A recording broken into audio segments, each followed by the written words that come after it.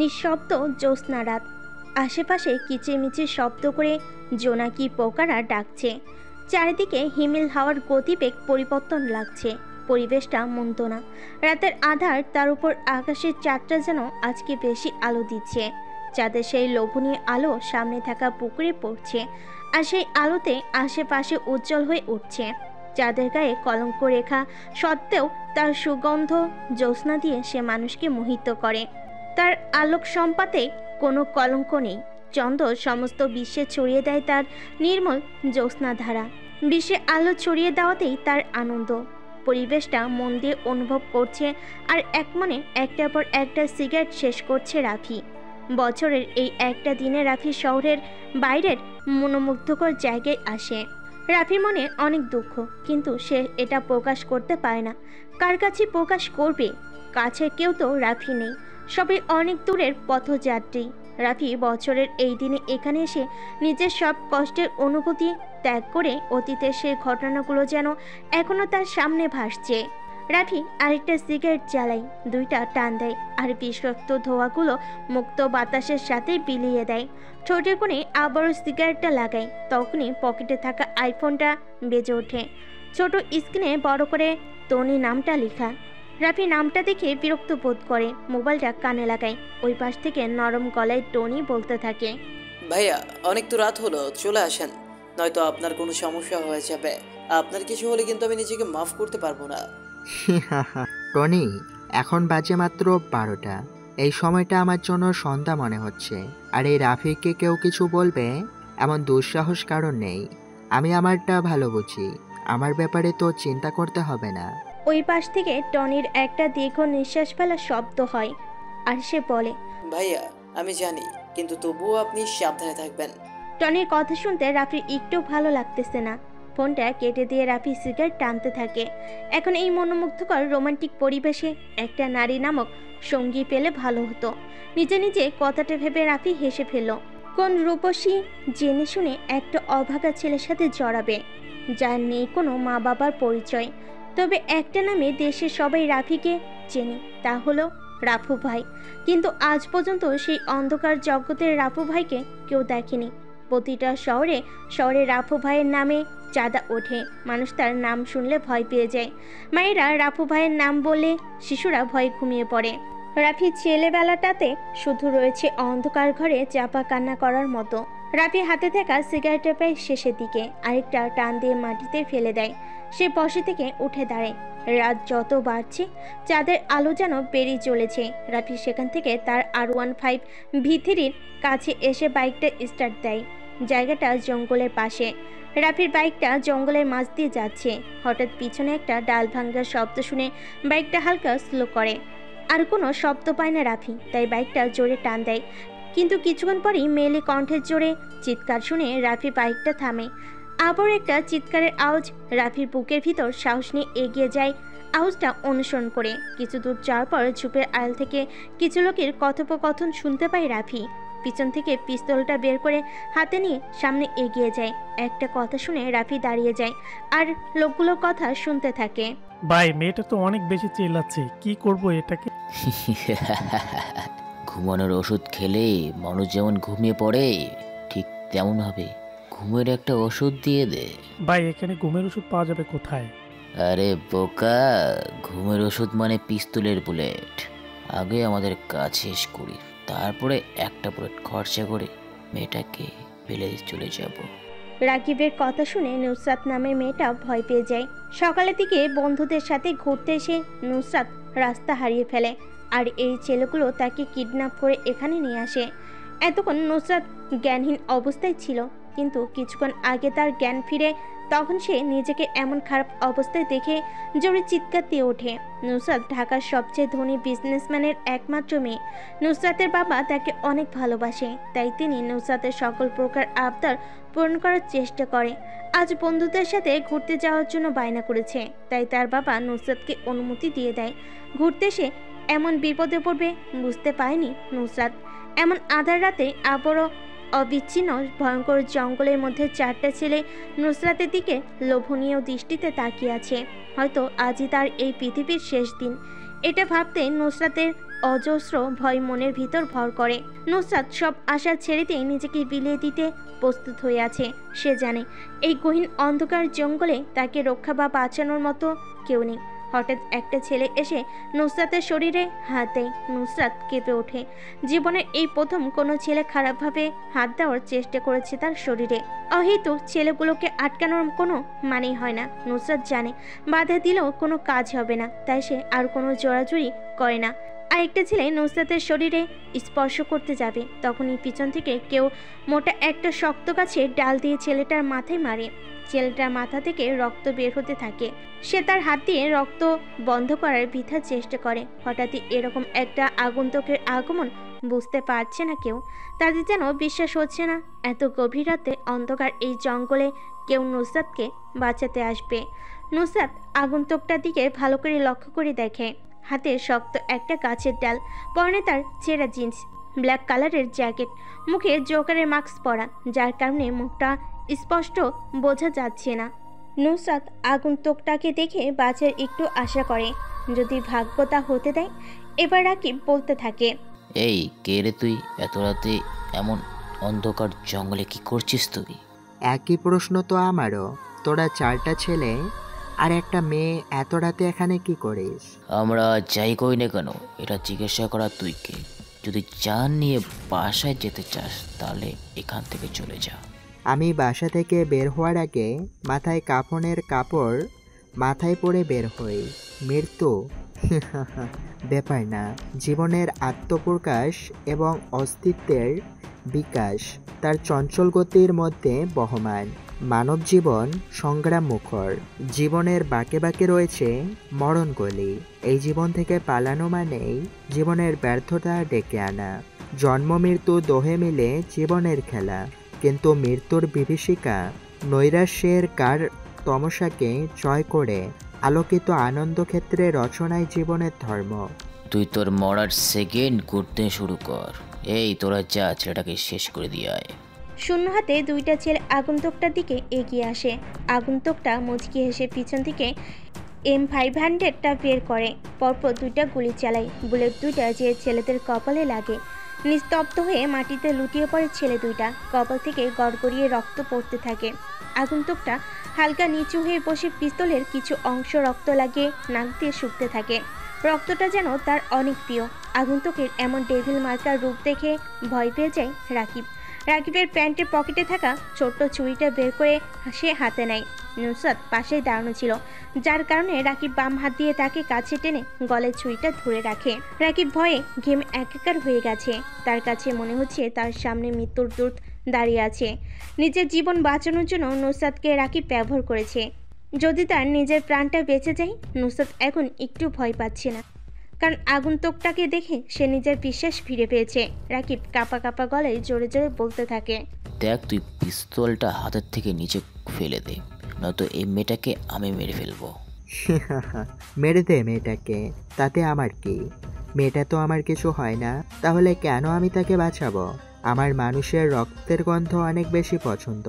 মানুষ খুন করাটা আমার পেশা, আর রক্তের গন্ধটা আমার নেশা। তুই মেয়েটাকে না মারলেও আমি আমার পিস্তল দিয়ে তোদের দুইটাকে মেরে দেব। এই তুই পাগল হয়ে গেছিস নাকি? তোর সামনে একটা মেয়ে বিপদের সামনে দাঁড়িয়ে আছে, আর তুই তাকে না বাঁচিয়ে কেমন মানুষ তুই?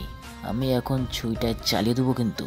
তোকে প্রথমেই বলছি, মেয়েটাকে আমি চিনি না, তাহলে কেন আমি তাকে সাহায্য করব? তুই ছুরিটা চালিয়ে দে। রাকিব ছুরিটা নুসরাতের গলার যত কাছে নিচ্ছে তত তার ঘামের পরিমাণ বেড়ে যাচ্ছে। হিমেল বাতাসে পরিবেশটা ঠান্ডা হয়ে আছে, কিন্তু রাকিবকে যেন কেউ অন্ধকার রুমে আটকিয়ে দিয়ে চলে গেছে। তাকে দেখে এটা মনে হচ্ছে ছুরির ধারালো অংশটা নুসরাতের গলায় স্পর্শ করেছে। ছুরিটা বেশি ধারালো, যার কারণে হালকা স্পর্শ করতে নরম চামড়া থেকে রক্ত বের হওয়া শুরু করেছে। রাকিবের চোখের ফোকাসটা আগন্তুকটার উপর, হাতটা যেন কন্ট্রোল হারিয়ে ফেলেছে। এবার বেশি দ্রুত গতিতে রাকিব ছুরিটা নুসরাতের গলায় চালাবে, তখনই একটা বিদঘুটে শব্দ হয়। শব্দটা আগন্তুকের পিস্তল থেকে দুইটা গুলি বের হওয়ার শব্দ। অতি দ্রুত গতিতে আগন্তুক গুলিটা চালায়। বুলেটটা বের হওয়ার শব্দে আশেপাশের গাছে থাকা পাখিগুলো উড়ে যায় আকাশ পানে। দুইটা বুলেটই যে রাকিবের কপালে লাগে। পিছনের দিক চিত হয়ে পড়ে যায় রাকিব। চোখজোড়া এখনো খোলা, সে সোজা হয়ে বসতে চাইছিল, কিন্তু তা আর পারল না। প্রবল ভয় আর অস্থিরতা গ্রাস করেছে রাকিবের ভেতর। তার শ্বাস ভারী হয়ে আসছে। মুখটা হাঁ করে যেন বলতে চাইল সে। আগন্তুক থেমে গেছে, মুখটা বন্ধ হয়ে এলো। চোখজোড়া এখনো খোলা, দৃষ্টিটা আকাশের দিকে। রাকিবের প্রাণ পাখি এখন আকাশের দিকে। আগন্তুকটা নুসরাতকে হাতের ইশারায় আসতে বলে। নুসরাত বাধ্য মেয়ের মতো করে আগন্তুকের পিছনে পিছনে যেতে থাকে। আপনি আমার অনেক বড় উপকার করেছেন। আমি কি বলে আপনাকে ধন্যবাদ দিব সেটা বুঝতে পারছি না। আপনার জন্য আজ আমি বেঁচে গেছি। আমার সতীত্বটা আজ বেঁচে গেছে। আমি আপনার প্রতি চিরকৃতজ্ঞতা স্বীকার করছি। হঠাৎ পিছন থেকে নুসরাতের এমন কথা শুনে আগন্তুকটা পিছনে তাকিয়ে শব্দ করে হেসে বলে, কর্তব্য পালনের মধ্যেই মানব জীবনের গুরুত্বপূর্ণ পরিচয় প্রকাশ পায়। জীবনের সকল কর্মকাণ্ডের মধ্যে কর্তব্যকে অগ্রাধিকার দিতে হয়। বিশ্বজগতের কিছু দায় দায়িত্ব সম্পাদনের জন্যই মানুষকে সৃষ্টি করা হয়েছে। মানুষ যতদিন পৃথিবীতে অবস্থান করবে ততদিন তাকে কর্তব্য পালন করতে হবে। কর্তব্যের কাছে ভাই বন্ধু কেউই নেই। আপনি আমার অনেক বড় উপকার করেছেন। যদি আরেকটা উপকার করে দিতেন। জি, অবশ্যই বলেন, আর কি উপকার করতে পারি আপনার জন্য? আসলে আমি আমার কিছু ফ্রেন্ডদের সাথে ঘুরতে এসেছিলাম। রাস্তা ভুল করে অন্য রাস্তায় চলে আসি আমি। তখনই সেই ছেলেগুলো আমাকে কিডন্যাপ করে এখানে নিয়ে চলে আসে। আপনি যদি আমাকে বাসায় যাওয়ার একটা ব্যবস্থা করে দিতেন। আগন্তুকটা নুসরাতকে নিয়ে রওনা দেয় তাদের গন্তব্যের উদ্দেশ্যে। আঁকাবাঁকা রাস্তা পাশ দিয়ে চলে গেছে হাওড়। এমন নিশিরাতে দুইটা যুবক যুবতী একই বাইকে বসে আছে।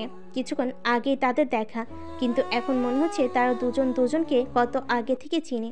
সকাল 8টা। রাফির ঘুম ভাঙে। কাল রাতে ভালো করে ঘুমাতে পায়নি রাফি। এখন সকাল সকালই টনি এসে রাফির ঘুমটা ভাঙিয়ে দেয়। বাসাটা অনেক পুরনো, কিন্তু ভিতর থেকে দেখলে মনে হয় না বাড়িটা এত পুরনো। দোতলায় এই বাসাতে রাফি, টনি আর কিছু কাজের লোক থাকে। নাস্তা করার জন্য রাফি নিচে এসে দেখে টনি আর কাজের লোকগুলো টেবিলে খাবার সাজিয়ে পাশে দাঁড়িয়ে আছে। এটা তাদের প্রতিদিনের নিয়ম। রাফিকে সম্মান দেখানোর জন্য সবাই প্রতিদিন এভাবে দাঁড়িয়ে থাকে।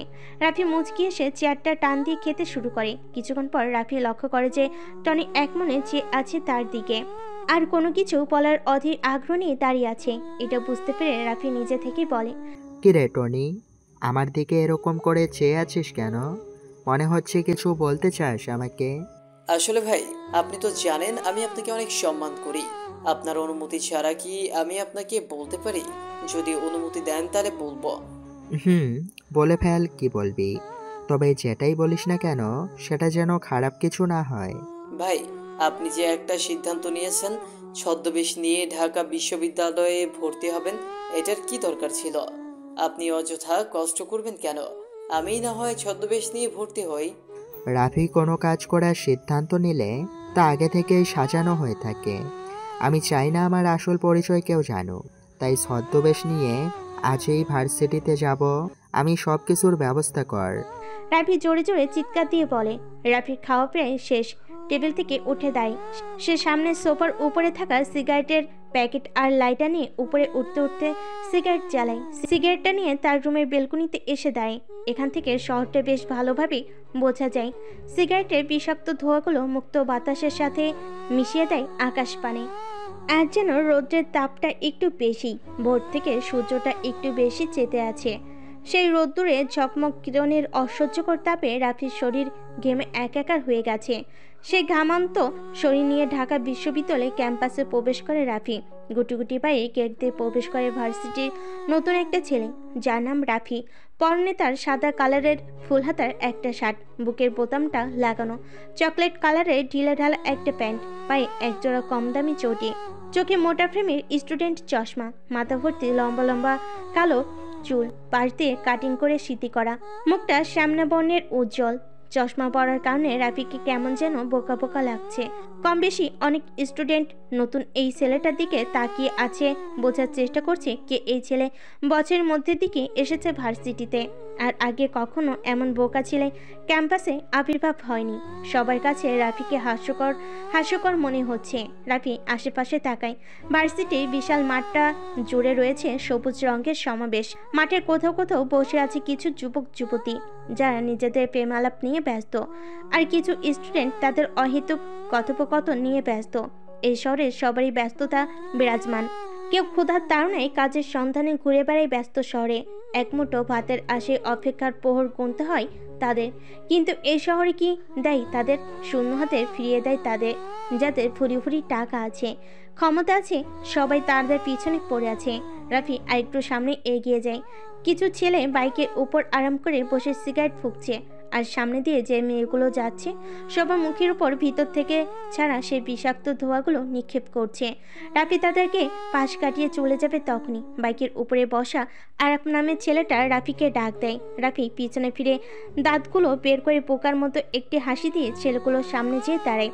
ছেলেগুলো রাফির দিকে মজার দৃষ্টিতে তাকিয়ে বলে, কি রে, নাম কি তোর? জি রাফু। না না না, রাফি আমার নাম। রাফু নামটা কি ঠিক আছে, কিন্তু রাফু উচ্চারণ করিস কেন? রাফু ভাইকে চিনিস তুই? না না না, আমি কোনো রাফু ভাইকে চিনি না। কে রাফু ভাই? তুই এমন করে আটকে আটকে কথা বলছিস কেন? মনে হয় রাফু ভাইয়ের নাম শুনে ভয় পেয়ে গেছিস? এই শহরে এমন কেউ নেই যে রাফু ভাইকে না চিনে। ছোট থেকে বড় সবার জন্য রাফু নামটা আতঙ্কের প্রতীক। ভাই, আমি সত্যি কখনো রাফু নামের কাউকে চিনি না। যদি আপনি দয়া করে আমাকে রাফু ভাইয়ের একটা ছবি দেখাইতেন তাহলে ভালো করে চিনতে পারতাম। এই দেখ সবাই কি বলে এই ছেলে, সে নাকি রাফু ভাইকে দেখবে। সালা, রাফু ভাইকে চিনতে ছবির দরকার পড়ে না, তার নামটাই যথেষ্ট। আর তুই বলছিস রাফু ভাইকে দেখবি? ভাই, আপনিও কি রাফু ভাইকে দেখেন নাই? মাদারের বাচ্চা, কতক্ষণ ধরে বলবো? রাফু ভাইকে কেউ কখনো নিজ চোখে দেখেনি। উনি এমন একজন লোক যার সামনে 100 জন মানুষ মারা কোনো ব্যাপার না। তার কথায় এমপি মন্ত্রী সবাই উঠে বসে। আচ্ছা, রাফু ভাই যদি আপনার সামনে আসে তখন আপনি কি তাকে চিনতে পারবেন? এমন বোকা বোকা প্রশ্ন করিস কেন? রাফু ভাই আমার সামনে অহেতুক আসবে কেন? আর আসলেও আমি চিনতে পারবো। তার ভয়ঙ্কর আগমন। পরনে থাকে কালো রকস্টারের ড্রেস, মুখে ভূতের মাস্ক, মধ্যে দিয়ে কাটা, যেটা দিয়ে ভাই সিগারেট টানে। আরাফের কথা শুনে রাফি মুচকি হেসে বলে, ভাই, বর্ণনা শুনে মনে হলো উনি ভয়ঙ্কর একটা মানুষ। আর আমার মনে হয় রাফু ভাইয়ের সাথে আপনার দেখা হয়ে গেছে, সেটাও আবার অনেক কাছ থেকে, কিন্তু আপনার অজান্তেই হয়ে গেছে। তুই যে বড় একটা বোকা সেটার প্রমাণ দিলি। রাফু ভাই আমার সামনে এসেছে আর আমি নিজেই জানি না। তুই সেটা ভালোই জানিস। এই রিফাত, একটা সিগারেট জ্বালিয়ে রাফির কাছে দে। ভাই, আমি তো সিগারেট খাই না, আমার কাছে সিগারেটের ধোঁয়াগুলো সহ্য হয় না। রাফির এমন কথা শুনে উপস্থিত সবাই জোরে জোরে হাসতে থাকে, যার কারণে আশেপাশে অনেক স্টুডেন্টের ফোকাস রাফিদের দিকে। রিফাত পকেট থেকে একটা সিগারেটের প্যাকেট আর একটা লাইটার বের করে সিগারেটে আগুন জ্বালায়।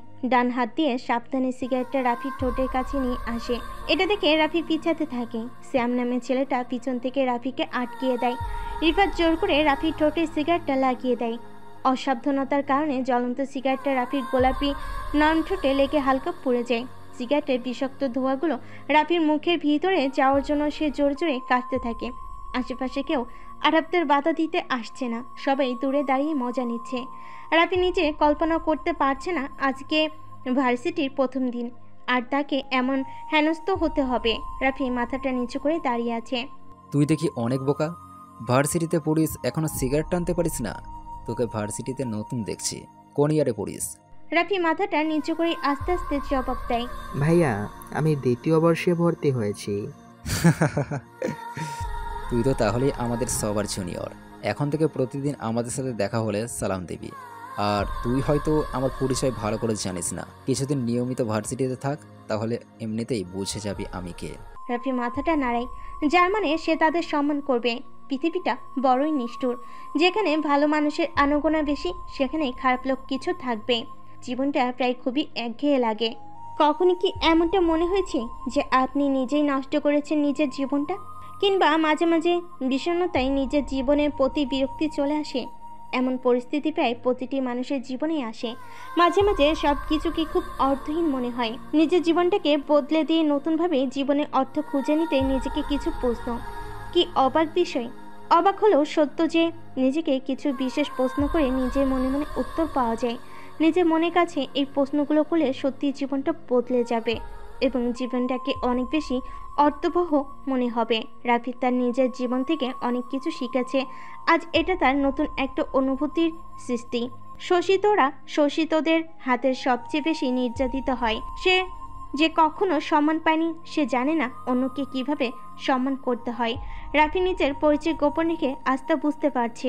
রাফি নিজের শত্রুকে খুব কাছ থেকে জানে। সে সবসময় চিন্তা করে শত্রুকে ক্ষমা করে দাও, কারণ তুমি বড় মনের মানুষ, তাই নয় কারণ শত্রুতা নিয়ে ভাববে। তুমি এতটা পিছিয়ে পড়া মানুষও তো নাও। রাফি ক্লাসের দিকে রওনা দেয়। দ্বিতীয় বর্ষের ইকোনমিক্স ডিপার্টমেন্টটা বেশ সুন্দর আর বড়। এখনও ক্লাসে অনেক শিক্ষক প্রবেশ করেনি। রাফি ক্লাসে প্রবেশ করে। সবাই অবাক দৃষ্টিতে তার দিকে তাকিয়ে আছে। এতক্ষণে সবাই বুঝে গেছে রাফি নামের এই বোকা ছেলেটা এই ক্লাসেরই স্টুডেন্ট। রাফি বুঝতে পারছে না কোথায় যেয়ে বসবে, কারণ কম বেশি সবাই ধনী পরিবারের সন্তান। রাফি যে একটা ছেলে পাশে বসে, গা ঘেঁষে বসবে না। পাশে বসা ছেলেটি চিৎকার করে উঠল। রাফি চমকে উঠে তাকালো তার দিকে। অবাক হয়ে ছেলেটার দিকে তাকিয়ে থাকে রাফি। কেন সে গা ঘেঁষে বসতে পারবে না? ছেলেটি রাফির তাকিয়ে থাকা দেখে বলতে থাকে, এই ছেলে রাফি নাকি যেন নাম তোমার? তুমি আমার পাশে এসে বসছো কেন? পিছনে তো আরো সিট আছে, ওইগুলোতে যে বসো। ভাইয়া, আমি আপনার পাশে বসলে কি সমস্যা হয়? আর সামনের সিট থাকতে আমি পিছনে যেয়ে বসবো কেন? তুমি দেখছি অনেক বোকা, কিছু বোঝে না, আর তোমাকে দেখে বোকা বোকাই মনে হয়। তুমি আমার পাশে বসলে আমাকেও বোকা বোকা লাগবে। তোমার সাথে আমার কি যায় দেখো একবার। ভাইয়া, আমি তো নতুন, আপনার পাশেই বসি। বসতে পারো একটা শর্তে, তুমি আরো দূরে যেয়ে বসো, আমার আশেপাশে যেন তোমাকে না দেখি। রাফি মাথা নাড়ে। সে বসে বসে চিন্তা করছে, পৃথিবীতে সব থেকে নির্লজ্জ হলো মানুষের মন। কিছু কিছু মুহূর্তে মানুষ খুব একা হয়ে যায়। যেমন এই অবস্থা বোঝার ক্ষমতা কারোর থাকে না। জীবন তো বহমান, নদী থেমে থাকে না। অনেক কিছু আশা থাকলেও পাওয়া হয় না। আশাগুলো পড়ে থাকে, শুধু স্মৃতি হয় জীবনের অনেক কিছু হারিয়ে যায়। রাফি তার অতীত নিয়ে বেশ গম্ভীরভাবে চিন্তা করে। জীবন আসে, জীবন ভাসে অজানা স্রোতে, তবুও জীবন এগিয়ে চলে আশার লক্ষ্যপথে। রাফি তার অতীতকে নিয়ে ভাবে, কিন্তু ভবিষ্যৎকে ঠিকই সুন্দর করার চিন্তা করে। জীবনের কোনো একটা সময় মানুষ নিজেকে খুব অসহায় ভাবে, যেটা রাফি পিছনের দিনগুলোতে ফেস করেনি। এখন তার সামনে সেই ভয়ঙ্কর অতীত ভেসে ওঠে। রাফি এগুলো চিন্তা করছিল, তখনই ক্লাসের দরজা কর্নারে সাইফুল স্যার। খুবই সাহিত্যিক প্রেমিক তিনি। পড়ান কম, কিন্তু সাহিত্যিক গল্প বলেন বেশি। স্যারের পরনে একটা ফুল হাতার সাদা কালারের শার্ট, কালো প্যান্ট, চোখে পাউডার চশমা, ক্লিন সেভ করা মুখ, কিন্তু নাকের নিচে বড় বড় হেজ কাটা গোপের জন্য তাকে বেশ মানিয়েছে।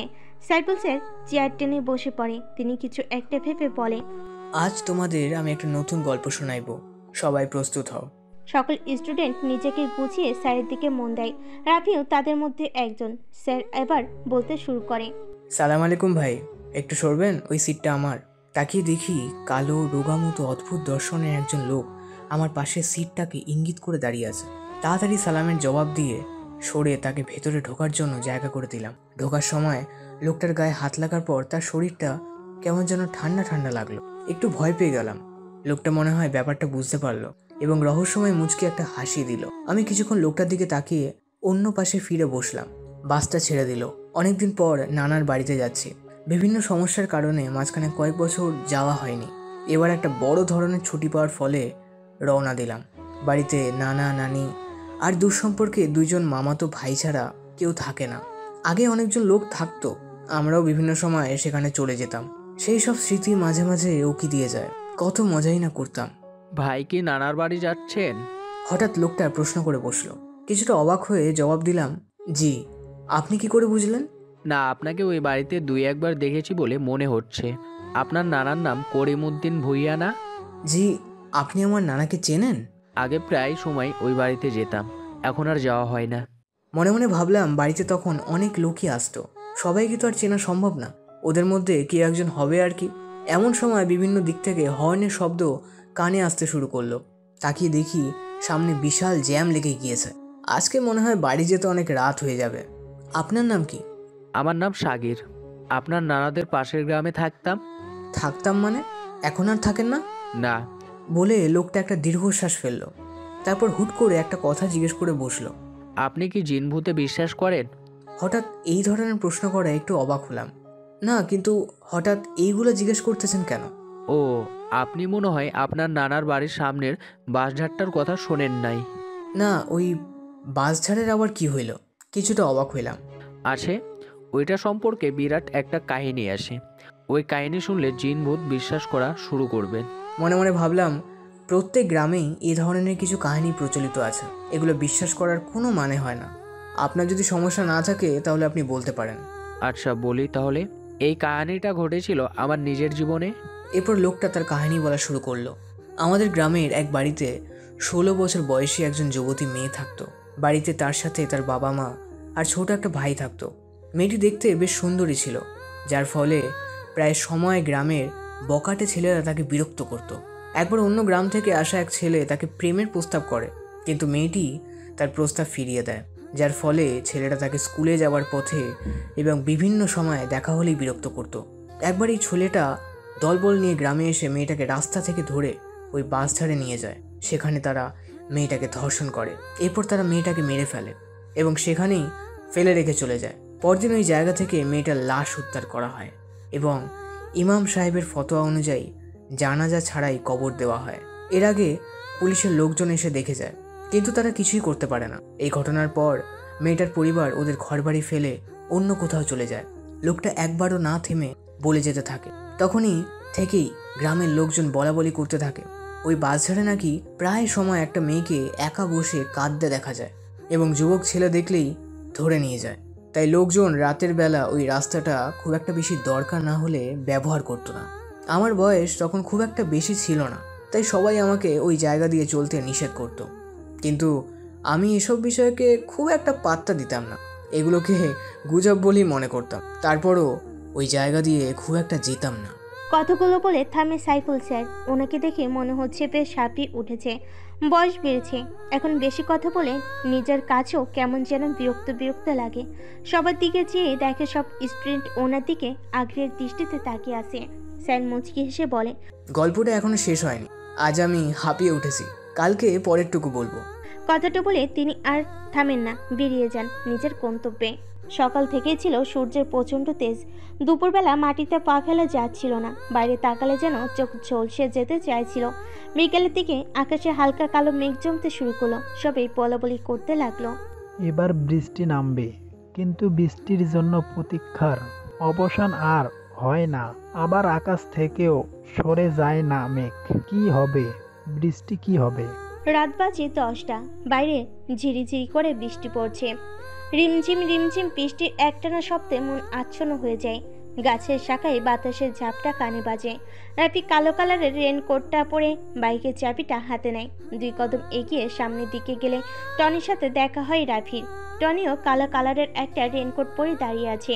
দেখে মনে হচ্ছে কারোর অপেক্ষা করছিল দাঁড়িয়ে। রাফি ছোট ছোট চোখ করে টনির দিকে তাকিয়ে বলে, টনি, এখানে রেনকোট পরে দাঁড়িয়ে আছিস কেন? মনে হয় কারোর জন্য অপেক্ষা করছিলি। ভাই, আজকের রাতের মিশন, এর জন্য রেডি হয়ে আপনার জন্য অপেক্ষা করছি। চলেন ভাই। আজকে আমি একাই মিশনে বের হব, কাউকে আশা লাগবে না। রেনকোট খুলে রেস্ট কর। ভাই, আমি অন্তত পক্ষে আপনার সাথে যাই। আপনার যদি কিছু হয়ে যায় তাহলে? রাফি তার বাম হাতটা হালকা উঁচু করে বলে, টনি, আমি বেশি কথা পছন্দ করি না। আমি জানি আমার কিছু হবে না, তবে শিয়ালের মতো 1000 বছর না বেঁচে সিংহের মতো একদিন বাঁচাই ভালো। রাফি কথাটা বলে সামনের দিকে এগিয়ে যায়। টনিকে কোনো প্রকার কথা বলার সুযোগ না দিয়ে ব্ল্যাক কালারের বাইকে যেয়ে বসে রাফি। গন্তব্য এখন শহরের কিছু বিশৃঙ্খলা সৃষ্টিকারী লোকেদের উদ্দেশ্যে। ওসমান শরীফ রাফি ঢাকার টপ মাফিয়া সালমানের অতি কাছের লোক। যত ধরনের মামলা আছে সবগুলো ওদের নামে করা, কিন্তু সালমানের ক্ষমতার কারণে কেউ কিছু বলতে পারে না। প্রতিদিন ওরা 3 জন মদ জুয়া খেলার জন্য পাশে বড় একটা ক্যাসিনোতে যায়। আজকে মনে হয় বেশি মদ খেয়ে ফেলেছে, তাই হেলে দুলে হাঁটতে হাঁটতে বাসার উদ্দেশ্যে রওনা দেয়। হালকা হালকা ঝিরিঝিরি বৃষ্টি পড়ছে, তাই ওরা 3 জনে একটু জোর গতিতে পা চালায়। হঠাৎ তারা দেখতে পায় রাস্তার মাঝে বাইকের উপর আরাম করে বসে সিগারেট ফুঁকছে কোনো এক অচেনা আগন্তুক। তিনজনের মধ্যে সবচেয়ে বেশি ঝামেলা পছন্দ করে ওসমান। ওসমান একটু এগিয়ে যায় আগন্তুকের দিকে। ওসমানের শরীরটা কাক ভেজা, মুখে কালো কালোরের স্টাইল করা দাড়ি থেকে টুপ টুপ করে পানি পড়ছে। বৃষ্টির পানির জন্য সবার নেশে কেটে গেছে। ওসমান আগন্তুকের কাছাকাছি চলে এসেছে। আগন্তুকটার পরনে কালো কালারের রেনকোট, মুখে ভুতুরে কাটা মাস্ক, যে অংশ দিয়ে সে নিকোটিনের ধোঁয়া ওড়াচ্ছে। আজকে এই ব্যস্ত শহরটার কেমন যেন নিস্তব্ধতা বিরাজ করেছে। কোথাও কোনো মানুষের আনাগোনা দেখা যাচ্ছে না। হয়তো বৃষ্টির আমেজ থাকার জন্য সবাই ঘরে অবস্থান করছে। দূর থেকে ল্যাম্পপোস্টের ঘোলাটে আলো দিচ্ছে।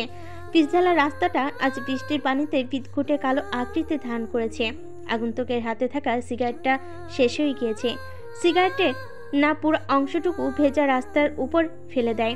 রেনকোটের পকেট থেকে আরেকটা সিগারেট আর লাইটার বের করে সিগারেটে আগুন ধরাবে তখনই ওসমান তার ডান হাতি আগন্তুকের হাত থেকে সিগারেটটা আর লাইটারটা কেড়ে নেয়।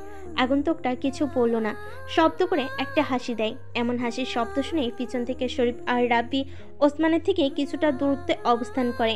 ওসমান বেশ গম্ভীর গলায় আগন্তুককে উদ্দেশ্য করে বলে, এই বৃষ্টির অন্ধকার রাতে তুই রাস্তার মাঝে বাইক থামিয়ে বসে বসে সিগারেট ফুঁকছিস কেন? আগন্তুক কিছু বলে না, আবার একটা বিদঘুটে হাসি দেয়। এটা দেখে পিছন থেকে শরীফ উচ্চ কণ্ঠে বলে ওঠে, কিরে তুই এমন করে হাসছিস কেন? কে তুই? আর এখানে স্থির হয়ে বসে আছিস কেন? আগন্তুকটা এবার মুখ খুলল। আমি কে সেটা আমি নিজেও জানি না, তবে নিজের পরিচয় নিজে দিতে কেমন যেন লাগে, তাই নিজের নাম আর পরিচয়টা ছড়িয়ে দিয়েছি মানুষের মাঝে। আমি এখানে বসে আছি কয়েকটা মেহমানের অপেক্ষায়। এত রাতে কোন মেহমানরা আসবে যার জন্য তুই রাস্তার মাঝে পথ আটকে এভাবে বসে থাকবি? আমার মেহমান তো চলে এসেছে, কিন্তু কিভাবে তাদের আপ্যায়ন করব তা বুঝতে পারছি না। সবাই আশেপাশে পিছনে সামনে তাকায়, কিন্তু কাউকে দেখতে পায় না। ওসমান রেগে বলে, কোথায় তোর মেহমান? আমরা দেখছি না কেন? মজা করছিস আমাদের সাথে? জানিস আমরা কে? মেহমান নিজেই যদি বলে মেহমান কোথায়, তাহলে এতে আমার কি করার আছে? আর আমি তোদের সাথে মজা করতে যাব কেন? তোরা কি আমার বন্ধু লাগিস? ভাই তোরা কার লোক সেটা না বললে আমি জানবো কি করে? আমরা সালমান ভাইয়ের কাছের লোক। ওসমানের কথা শুনে আগন্তুকটা জোরে জোরে হাসতে থাকে, যেমন মনে হচ্ছে ওসমান কোনো বড় ধরনের হাসির কথা বলেছে। সবার ভিতরের একটা রাগ সৃষ্টি হয়েছে আগন্তুকের প্রতি। যেখানে সবাই সালমান ভাইয়ের কথা শুনলে খারাপ অবস্থা হয়ে যায়, সেখানে অচেনা একটা আগন্তুক সালমান ভাইয়ের কথা শুনে মজা নিচ্ছে। আগন্তুকের হাসি যেন ওসমানের সহ্য হয় না, তাই রেগে বলে, এই তুই এভাবে হাসছিস কেন? আমি কি কোনো মজার কথা বলেছি? তুই কোনো মজার কথা বলিসনি, তবে গুরুত্বপূর্ণ কথার সময় হাসি আমার একটু বেশি পায়। সবার সাথে গুরুত্বপূর্ণ কথা বলার সময় হাসতে নেই। হয়তো সেই লোকটা তোর মতো সাইকো না। সাইকো শব্দটা ছোট, কিন্তু একটা মানুষ এই শব্দের জন্য অনেক কিছু থেকে পিছিয়ে যায়। আমি নিজেও জানি না যে আমি একটা সাইকো, তবে মাস্তানের ব্যাপারে আমি খুবই সতর্ক থাকি। দেখ অনেক রাত হয়েছে, আমি বুঝতে পারছি তোর কোনো মেহমান আসবে না। তুই আজকে মনে হয় বেশি খেয়ে ফেলেছিস, তাই আবল তাবল বকছিস। বাসা যা, এমনিতে ঠিক হয়ে যাবে। বস, আমি মদ খেলেও নেশা আমায় ধরতে পারে না। আমার ভেতর পুরোপুরি নেশা দিয়ে ডুবে আছে। আমার মেহমান চলে এসেছে, কিন্তু তাদের আপ্যায়নটা কিভাবে শুরু করব তা বুঝতে পারছি না। সেই কখন থেকে শুনছি মেহমান চলে এসেছে, কিন্তু কোথায় তোর মেহমান? আমাদের সামনে আসতে বল, আমরা তার আপ্যায়ন করব। আজকে সবচেয়ে বড় মেহমান তো তোরা সবাই, কিন্তু তোদের আপ্যায়ন যে কিভাবে করব? তুই যে একটা পাগল সেটা আমি বুঝে গেছি। রাস্তার মাঝে থেকে বাইকটা সরা তাড়াতাড়ি, আমরা যাব, নয়তো তিনজন মিলে তোকে এখানে মেরে চলে যাব, কেউ জানতেও পারবে না। তোদের জন্য কখন থেকে বাইকের উপর বসে বসে অপেক্ষা করছি, কিন্তু তোদের আস্তে আস্তে অনেক দেরি হয়ে গেছে। আমার আর ভালো লাগছে না। অ্যাকশন শুরু করি তাহলে। আগন্তুক কথাটা বলে রেনকোটের পকেট থেকে একটা পিস্তল বের করে শট করে একটা গুলি। বুলেটটা যেয়ে সোজা ওসমানের কপাল বরাবর লাগে। কেমন যেন পরিবেশটা থমথমে অবস্থা ধারণ করেছে। ওসমানের নিথর দেহটা পিচঢালা ভেজা রাস্তার উপরে নিস্তেজ হয়ে পড়ে আছে। কারোর মুখে কোনো কথা নেই। হঠাৎ কথার মাঝে আগন্তুকটা এইবারে গুলি চালাবে কেউ ভাবতেও পারেনি। আগন্তুকটা পিস্তলটা আবারও রিলোড দিয়ে নেয়। পিস্তলটা সোজা রাব্বির দিকে তাক করে। শুধু ট্রিগারে চাপ দেওয়া বাকি আছে। আগন্তুক হাতের দ্বিতীয় শাড়ির আঙ্গুলটা দিয়ে হালকা করে ট্রিগারে ছোঁয়া দেয়। রাব্বির গলা শুকিয়ে গেছে। মনে হয় এখন কেউ 10 লিটার পানি দিলেও সেটা সে শেষ করে দিবে। টিকারে হালকা করে একটা চাপ আর পৃথিবী থেকে রাব্বির নামটা মুছে যাবে। সত্যি সত্যি যেন এবার আগন্তুক তার পিস্তলের টিকারে জোরে চাপ দিয়ে দিল। 78 ডিগ্রি সি তাপমাত্রার গরম বুলেটটা যে রাব্বির গলায় লাগে। ডান হাত দিয়ে গলা চেপে ধরার বৃথা চেষ্টা করে রাব্বি তার নিথর দেহটা পিচঢালায় ভেজা রাস্তায় পড়ে যায়। ওসমান আর রাব্বির এমন করুণ অবস্থা দেখে শরীফ ভয়ে ভয়ে পিছন থেকে তার পিস্তলটা আগন্তুকের দিকে তাক করে ধরে রাখে। আগন্তুক সরু চোখে শরীফের দিকে চায়। শরীফ ছেলেটা অল্প বয়সেরই, 23 থেকে 24 হবে হয়তো। কালো রঙের শরীর, তার মুখে হালকা হালকা দাড়ি দেখা যাচ্ছে। শরীফের হাত কাঁপছে, তবু সে আগন্তুকের দিকে গানটা ধরে আছে। আগন্তুকটা মাটি থেকে লাইটারটা উঠিয়ে পকেট থেকে একটা সিগারেট বের করে জ্বালায়। সোজা যেয়ে বাইকের উপর হেলান দিয়ে বসে। সিগারেটের জোরে 2টা টান দিয়ে শরীফের উদ্দেশ্যে বলে, কিরে, ভয় পেয়েছিস? এগুলো দেখে ভয় পাওয়ার কিছু নেই, তোকে মারবো না আমি, কিন্তু সেটা একটা শর্তে। যদি তুই আমাকে কিছু তথ্য দিতে পারিস তাহলে আমি তোকে এক্ষুনি ছেড়ে দেব। শরীফ মনে মনে কিছুটা নিশ্চিত হয়েছে, তাই সে হাতে থাকা পিস্তলটা নামিয়ে নেয়। ডান হাত দিয়ে মুখের ঘাম আর ছিটে ফোটা বৃষ্টির পানির ফোঁটাগুলো মুছে নেয়। এমন ঠান্ডা একটা পরিবেশে শরীফ ভয় পেয়ে ঘেমে একাকার হয়ে গেছে। ভয় কাতর গলায় শরীফ বলতে থাকে, ভাই কি তথ্য জানতে চান আপনি? নিরীহ মানুষকে ভয় পেতে দেখলে আমার অনেক মজা লাগে, কিন্তু আজ প্রথম কাউকে দেখে কেমন যেন মায়া লাগছে। তুই এখন আমাকে বল, সালমানকে আমি কোথায় পাবো? ভাই আমি কিভাবে বলবো সালমান ভাই এখন কোথায় থাকে? আমি কিছু জানি না এই বিষয়ে। ওসমান সবসময় সালমান ভাইয়ের সাথে বেশি থাকতো, আমি তো তেমন কিছু ভালো করে জানি না। আমাকে ছেড়ে দেন প্লিজ ভাই। ছেড়ে দিব? সেই ভুলটা আমি আর করছি না। এই রাফি বেশি কথা আর বেশি প্রশ্ন করা পছন্দ করে না। আমি নিজে নিজে সালমানকে বের করব। তবে এখন তোকে বাঁচিয়ে রাখা আমার ঠিক হবে না। ভালো থাকিস উপরে। আগন্তুক তার পিস্তলটা দিয়ে সোজা একটা গুলি করে। গরম বুলেটটা যে শরীফের কপালে লাগে। কপাল ফেটে তাজা রক্ত বের হতে থাকে। বৃষ্টির আমেজে আজকে শহরটা কেমন যেন নীরব হয়ে আছে। দূর থেকে ভেসে আসছে কিছু পাতি কুকুরের বিদঘুটে ডাক। হয়তো ওরা এতক্ষণে তাজা রক্তের গন্ধ পেয়ে গেছে।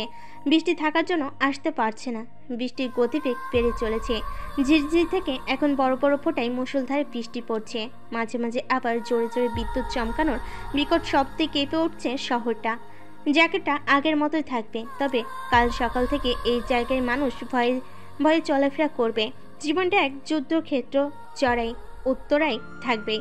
সব কিছু পেরিয়ে গেলে তবে তো জিতে আসবে। আগন্তুক শরীফের মৃতদেহের পাশে ছোট্ট করে লেখে, কিং রাফু ভাই।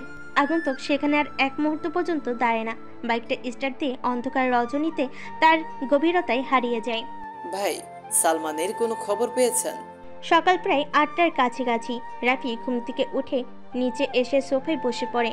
টনি চায়ের কাপটা হাতে নিয়ে রাফির সামনে থাকা টি টেবিলের উপর রাখে। গরম চা থেকে পাশ হয়ে নিরবিচ্ছিন্ন ধোঁয়াগুলো উঠতে থাকে। দুজনের মধ্যেই এক প্রকার নীরবতা বিরাজ করছে। তখনই টনি রাফিকে উদ্দেশ্য করে কথাটা বলে। টনির কথায় রাফি হাত থেকে চায়ের কাপটা টেবিলের উপর রেখে ছোট ছোট চোখ করে একটা মুচকি হাসি দেয়। সামনের দেওয়ালে ফিট করা 32 ইঞ্চি টিভিটা রিমোট দিয়ে অন করে। প্রথমে খবরের চ্যানেলটা ভেসে ওঠে। একজন মহিলা খবর পড়ছে। ব্রেকিং নিউজ, আজ সকালে বনানীর একটা পরিত্যক্ত গোডাউনের পাশে 3টা লাশ পাওয়া যায়। পুলিশ এখনও তাদের তদন্তের কাজ চালিয়ে যাচ্ছে। তবে পুলিশের একটাই বক্তব্য, বাংলাদেশের সবচেয়ে বড় মাফিয়া লিডার রাফু ভাই এই খুনটা করেছে। কিন্তু রাফু ভাই এই শহরে এসে 3জন লোক খুন করেছে। এটা কি সত্যি, নাকি রাফু ভাই সেজে অন্য কেউ এই খুনগুলো করেছে? সবই এখন জনগণের কাছে অস্পষ্ট, আর পুলিশের কাছে ধোঁয়াশা। এখন এই পর্যন্ত এতক্ষণ আমাদের সাথে থাকার জন্য ধন্যবাদ। টনি অবাক হয়ে তাকিয়ে আছে রাফির দিকে। টনির কাছেও কেমন যেন ধোঁয়াশা মনে হচ্ছে সবকিছু। রাফি চায়ের কাপে তার গোলাপি রঙের ঠোঁটটা লাগিয়ে আরেকটা চুমুক দেয়। টনির দিকে তাকায় ছেলেটা। রাফির জন্য অনেক চিন্তা করে। এতদিনে টনির প্রতি রাফির পূর্ণ বিশ্বাস স্থাপন হয়েছে। টনির এরকম প্রশ্নবোধক দৃষ্টিতে তাকিয়ে থাকা দেখে রাফি মুচকি হেসে বলে, সালমানের খবর এখনো পাইনি, তবে আমি যখন এই শহরে এসেছি তখন তো সালমানকে মারা আমার জন্য কোনো ব্যাপার না। ভাই, টিভিতে যে দেখলাম আজ সকালে 3টা লাশ পাওয়া গেছে। খুনগুলো কি রাফু ভাই আপনি করেছেন নাকি অন্য কেউ? কালকের রাতের মিশনটা আমি একাই শেষ করেছি, তবে মিশনে কাকে কাকে মেরেছি সেটা তোর কাছে ধোঁয়াশা হয়ে থাকলো। রাফি বসে থেকে উঠে দেয়। টনিকে আর কিছু বলার সুযোগ না দিয়ে উপরে চলে যায়। টনি বসে বসে ভাবছে, রাপু ভাই কি সত্যি কালকে রাতে মিশনের সেই 3টা ছেলেকে মেরেছে, নাকি তার নামধারী অন্য কেউ? চিন্তা চেতনা করতে করতে হয়তো উত্তরটা টনির বের হয়ে আসবে।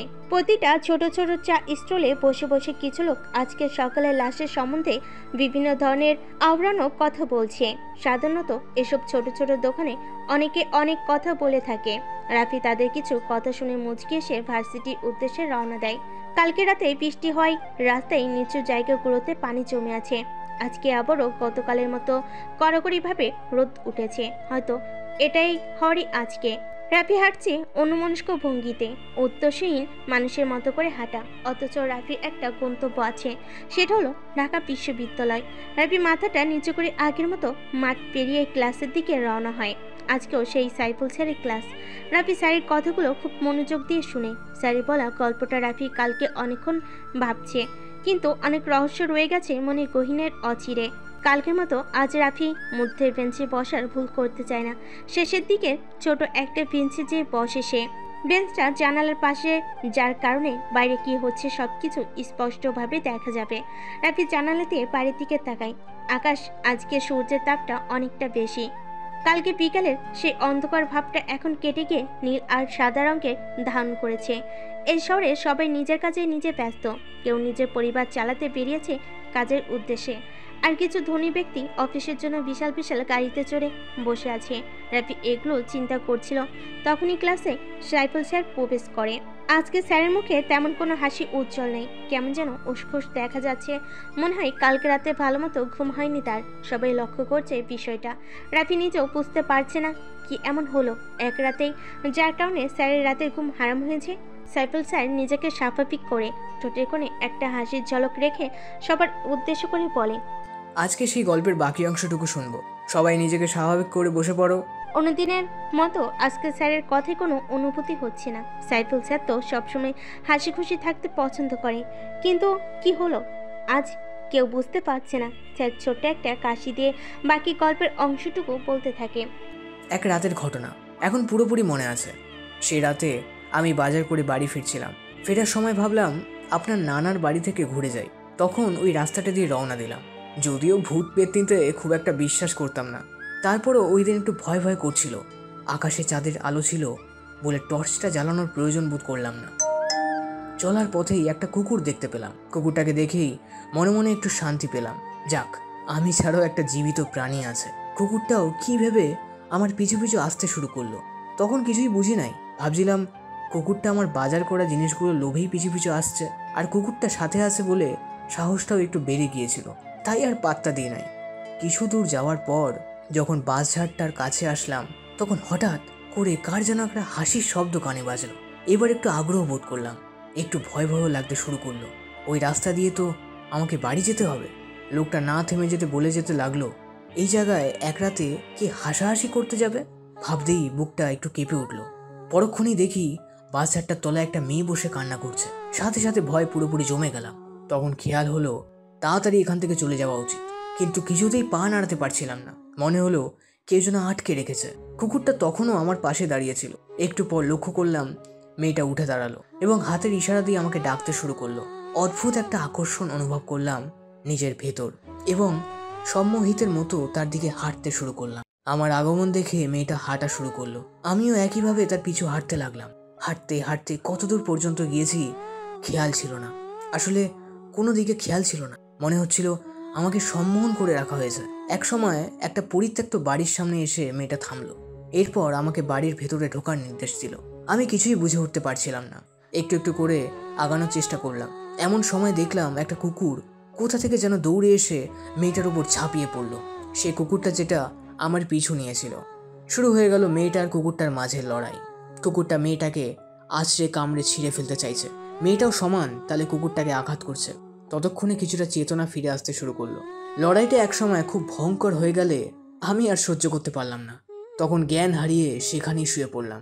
একবার ভাবলাম লোকটা হয়তো বানানো গল্প বলছে, কিন্তু লোকটার চেহারা দেখে ভাবনাটা বাতিল করে দিতে হলো। তখনও বলে চলেছে। এরপর আর কিছুই মনে নেই। পরে সকাল হলে যখন ঘুম ভাঙলো তখন দেখলাম অনেকগুলো মুখ আমার দিকে ঝুঁকে রয়েছে। তাড়াতাড়ি বসে ওঠার চেষ্টা করলাম, কিন্তু প্রচণ্ড দুর্বলতার কারণে উঠতে পারলাম না। কি হয়েছে বোঝার চেষ্টা করতে লাগলাম। পরক্ষণেই গত রাতের কথা মনে পড়লো। তারপর আস্তে আস্তে সব বুঝতে পারলাম। আমাকে কোনো কিছু জিজ্ঞেস করার সুযোগ না দিয়ে লোকটা এক মনে বলে যেতে লাগলো। এরপর একটা সুস্থ হওয়ার পর বাড়ির লোকজনের কাছ থেকে শুনলাম 3 দিন নাকি আমাকে খুঁজে পাওয়া যাচ্ছিল না। পরে লোকজন লাগিয়ে অনেক খোঁজাখুঁজির পর ওই মেয়েটার পরিত্যক্ত বাড়ি থেকে অজ্ঞান অবস্থায় আমাকে পাওয়া যায়। এর একদিন পর সকালে আমার জ্ঞান ফিরে আসে, আর আমি ভাবছিলাম মাত্র 1 রাত তো ঘুমিয়েছি। এরপর থেকেই আমার মধ্যে কিছু রহস্যময় আচরণ শুরু হয়। কী ধরনের রহস্যময় আচরণ? এবার সুযোগ পেয়ে লোকটাকে বাধা দিয়ে জিজ্ঞেস করলাম। লোকটা কোনো জবাব না দিয়ে রহস্যময় একটা হাসি উপহার দিল। বুঝতে পারলাম লোকটা এই বিষয় নিয়ে আর কিছু বলতে চায় না। এরপর লোকটার সাথে পুরো রাস্তায় আর কথা হয়নি। আমি বিষয়টার ব্যাখ্যা কী হতে পারে তা নিয়ে অনেকক্ষণ চিন্তা করতে লাগলাম, কিন্তু চিন্তা করেও কোনো ব্যাখ্যা দাঁড় করাতে পারলাম না। শেষে ভাবলাম পৃথিবীতে কত রহস্যময় ব্যাপার ঘটে থাকে, সব কিছুর ব্যাখ্যা খুঁজে পাওয়া সম্ভব না। বাসটা যখন পৌঁছলো তখন রাত 10টা বেজে গিয়েছে। রাস্তায় জ্যামের কারণে বেশি দেরি হয়ে গেছে। এত রাতে একা যেতে হবে ভেবে একটু ভয় ভয় লাগলো। তখন লোকটাকে বললাম একসাথে চলেন। তিনি এক কথায় রাজি হয়ে গেলেন। একটু খটকা লাগলেও দুজনে মিলে হাঁটা শুরু করলাম। হাঁটতে হাঁটতে খুব একটা কথা হয়নি। একসময় ওনার গল্পের সেই রাস্তার ধারে চলে আসলাম। পাশে লোকটা থাকা সত্ত্বেও ভয়টা একটু বাড়তে শুরু করলো। কিছুক্ষণ পর যখন বাসঝাড়টার কাছে আসলাম তখন হঠাৎ দেখলাম খুব সুন্দর চেহারার একজন মেয়ে একটা কুপি হাতে দাঁড়িয়ে আছে। কুপির কম্পমান শিখাটার কারণে মেয়েটার চেহারাও কেঁপে কেঁপে উঠছে। প্রচণ্ড ভয়ে আড়ষ্ট হয়ে গেলাম। পরক্ষণেই পাশে তাকিয়ে দেখি আমার সাথে লোকটা নেই। আবার বাসঝাড়টার দিকে তাকিয়ে দেখি মেয়েটাও হাওয়া হয়ে গিয়েছে। ভয়ে আতঙ্কে আমার অবস্থা তখন দিশেহারা। তাড়াতাড়ি করে কোনো মতে পা চালিয়ে বাড়িতে পৌঁছে গেলাম। বারবার মেয়েটির সুন্দর মুখটা চোখের সামনে ভেসে উঠতে লাগলো। পরে নানাকে জিজ্ঞেস করার পর জানতে পারলাম সগিরি নামের সেই লোকটি নাকি মেয়েটাকে ধর্ষণ করার পর হত্যা করেছিল। একদিন ওই পথে যাওয়ার সময় সে রহস্যজনকভাবে হারিয়ে গিয়েছিল। এরপর থেকে তাকে আর কোথাও খুঁজে পাওয়া যায়নি, এবং সে যে কাহিনী শোনালো তার অধিকাংশই নাকি মিথ্যা ছিল। এই কথা শোনার পর বড়সড় একটা ঢোক গিললাম। সেই দিন কি তাহলে একটা ভূতের সাথে এতটা পথ পাড়ি দিয়ে এসেছি? ভাবতেই কেমন একটা শীর্ষের অনুভূতি হলো। অনেক চিন্তা করেও এই ঘটনার কোনো ব্যাখ্যা খুঁজে পেলাম না। পৃথিবীতে কত রতই না রহস্যময় ব্যাপার ঘটে থাকে। কতগুলো বলে থামি স্যার। আজকে ওনার কথাই তেমন কোনো রহস্যের গন্ধ আসছে না। স্যার চোখের চশমাটা ঠিক করে পিছনের দিকে তাকাই, দেখে একটা ছেলে, নামটা সাইফুল স্যারের অজানা। ছেলেটার পরনে দামি একটা সাদা কালারের শার্ট, বুকের বোতামটা লাগানো, চোখে মোটা ফ্রেমে স্টুডেন্ট চশমা। ছেলেটার মুখমণ্ডলে রয়েছে অজস্র মায়া। ছেলেটা আর কেউ নয়, সেই রাফি। সাইফুল স্যার হাতের ইশারায় রাফিকে দাঁড়াতে বলে। রাফি দাঁত বের করে একটা হাসি দিয়ে স্যারকে বলে, স্যার আমাকে কিছু বলবেন? রাফির কথা শুনে স্যার মুচকি হেসে বলে, কিছু বলার জন্যই তো দাদা করেছি। তোমাকে নতুন দেখেছি এই ক্লাসে। তা নাম কি তোমার? আমার নাম রাফি হাসান। নামটা বেশ সুন্দর, কিন্তু তুমি শার্টের বুকের বোতাম লাগিয়ে রেখেছো কেন? গরম লাগছে না? গরম লাগবে কেন? আমি তো মোটা মানুষ না যে আমার গরম লাগবে। রাফির এমন বোকা বোকা উত্তর শুনেছে চুপ হয়ে যায়। রাফি ছেলেটা ভার্সিটিতে বেশ হাসি খুশি থাকে, কিন্তু বোকা বলে কেউ রাফির সাথে মিশতে চায় না। রাফি ক্লাস থেকে বের হয়ে শহীদ মিনারের দিকে যায়। কিছু মেয়ে সেখানে বসে আড্ডা দিচ্ছে, হয়তো তাদের গুরুত্বপূর্ণ কথোপকথন। রাফি এগুলো শুনতে চায় না, তাই সে গাছতলায় বসার জন্য পা বাড়ায়। তখনই কেউ পিছন থেকে মেয়েলি কণ্ঠে রাফিকে উদ্দেশ্য করে ডাক দেয়। কণ্ঠটা রাফির কাছে কেমন যেন পরিচিত পরিচিত মনে হচ্ছে, যেন আগে কোথাও শুনেছে সে। রাফি পিছনে ফিরে তাকায়। 6 জন মেয়ে শহীদ মিনারে বসে আছে। রাফি পিছনে ফেলে মেয়েগুলোর মধ্য থেকে একটা মেয়ে হাতের ইশারায় ডাকে। রাফি হালকা অবাক হয়ে মেয়েটাকে দেখে, কারণ কোনো এক রাতে মেয়েটি বিপদে পড়েছিল আর রাফি তাকে বাঁচিয়েছিল। অন্ধকার রজনীতে মেয়েটির মুখ রাফির কাছে অস্পষ্ট ছিল, কিন্তু আজকের মেয়েটার কণ্ঠ আর সেই রাতের মেয়েটার কণ্ঠ একই, চেহারার অনেকটা মিল। রাফি মেয়েগুলোর কাছে এসে দাঁড়ায়, পরিষ্কার মাঝারি আকারের দাঁতগুলো বের করে বড় করে একটা হাসি দেয়। মেয়েগুলোর মধ্য থেকে নুসরাত নামের মেয়েটি রাফিকে উদ্দেশ্য করে বলে, এই ছেলে, তুমি এমন বোকার মতো করে হাসতেছো কেন? আমাদের সামনে কি লজ্জা করছে? আমি এমনই, সবসময় হাসি খুশি থাকতে পছন্দ করি, তবে মেয়েদের দেখে আমার লজ্জা করে না। রাফির কণ্ঠটা নুসরাতের কাছে কেমন যেন পরিচিত পরিচিত মনে হচ্ছে। তাই সে জিজ্ঞেস করে। আচ্ছা, তোমার সাথে কি আগে কখনো আমার দেখা হয়েছে? না, আপনাকে আমি আজ জীবনের প্রথম দেখেছি। আগে কখনো দেখিনি, কিন্তু হঠাৎ এটা জিজ্ঞাসা করলেন কেন? তোমার কণ্ঠটা আমি আগে কোথাও শুনেছি, কিন্তু কোথায় সেটা মনে করতে পারছি না। তুমি ভার্সিটিতে নতুন নাকি? হুম, আমি ভার্সিটিতে নতুন, দ্বিতীয় বর্ষের ইকোনমিক্স ডিপার্টমেন্টে। আপনি? আমি তোমার সাথেই পড়ি, কিন্তু অন্য ডিপার্টমেন্টে। রাফি কথাটা শুনে মুচকি হাসে। রাফি কেমন যেন একটা অন্যরকম অনুভূতি হাতছানি দিচ্ছে। মনের ভিতর অগোছালো সুপ্ত অনুভূতিগুলো ব্যস্ত হয়ে পড়ছে। অনুভূতিগুলো সাজানোর জন্য এবার মনে হয় কোনো নারীর প্রয়োজন পড়বে, কিন্তু উদ্দেশ্যহীন এই জীবনের সাথে কে জড়াবে? কথাটা ভাবতে রাফির মনটা খারাপ হয়ে যায়। নুসরাত খেয়াল করে হাসি খুশি থাকা ছেলেটা হঠাৎ মুখটা এমন কালো হয়ে এলো কেন। তা সে রাফিকে জিজ্ঞেস করে, এই রাফি, তোমার মুখে হঠাৎ এমন কালো আভা এসেছে কেন? এতক্ষণ তো বেশ হাসি খুশি ছিলে, এখন মন খারাপ কেন? কোনো সমস্যা? না, কোনো সমস্যা নেই, তবে আমার বাবার কথাটা অনেক মনে পড়ছে, তাই হয়তো মনটা খারাপ হয়ে গেছে। রাফি, তোমার কি মা বাবা নেই? এই পৃথিবীতে কি তুমি একা? আমি বড় একা।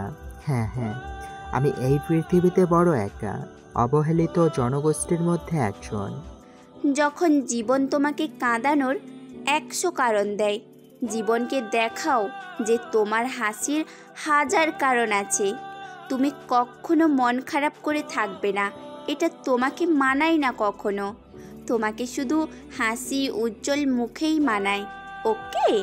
আমি চাই নিজেকে স্বাভাবিক রাখার জন্য, কিন্তু এই শহরের কিছু চেনা বেইমানের জন্য থাকতে পারি না।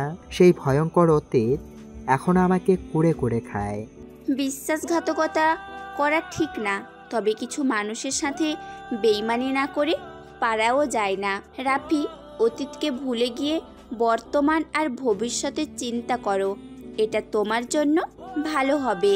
নুসরাতের কথাগুলো রাফির মনটা আবারও উৎফুল্ল করে দেয়। রাফি আশেপাশে তাকায়, দেখে ভার্সিটি প্রায় অনেক ছেলে রাফি দিকে রাগী মোট নিয়ে তাকিয়ে আছে। ভার্সিটির সকলের ক্রাশ হচ্ছে নুসরাত।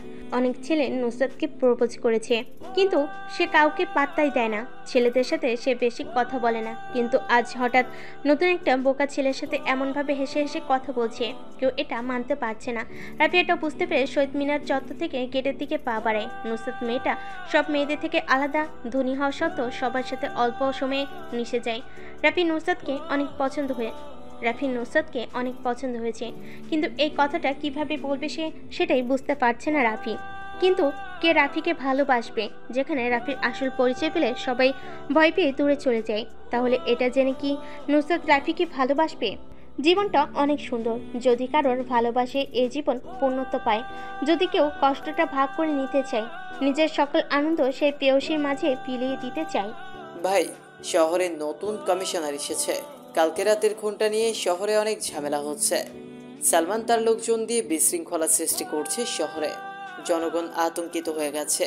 অপর থেকে খবর এসেছে রাফু ভাইকে মৃত অথবা জীবিত দেখতে চায় জনগণ।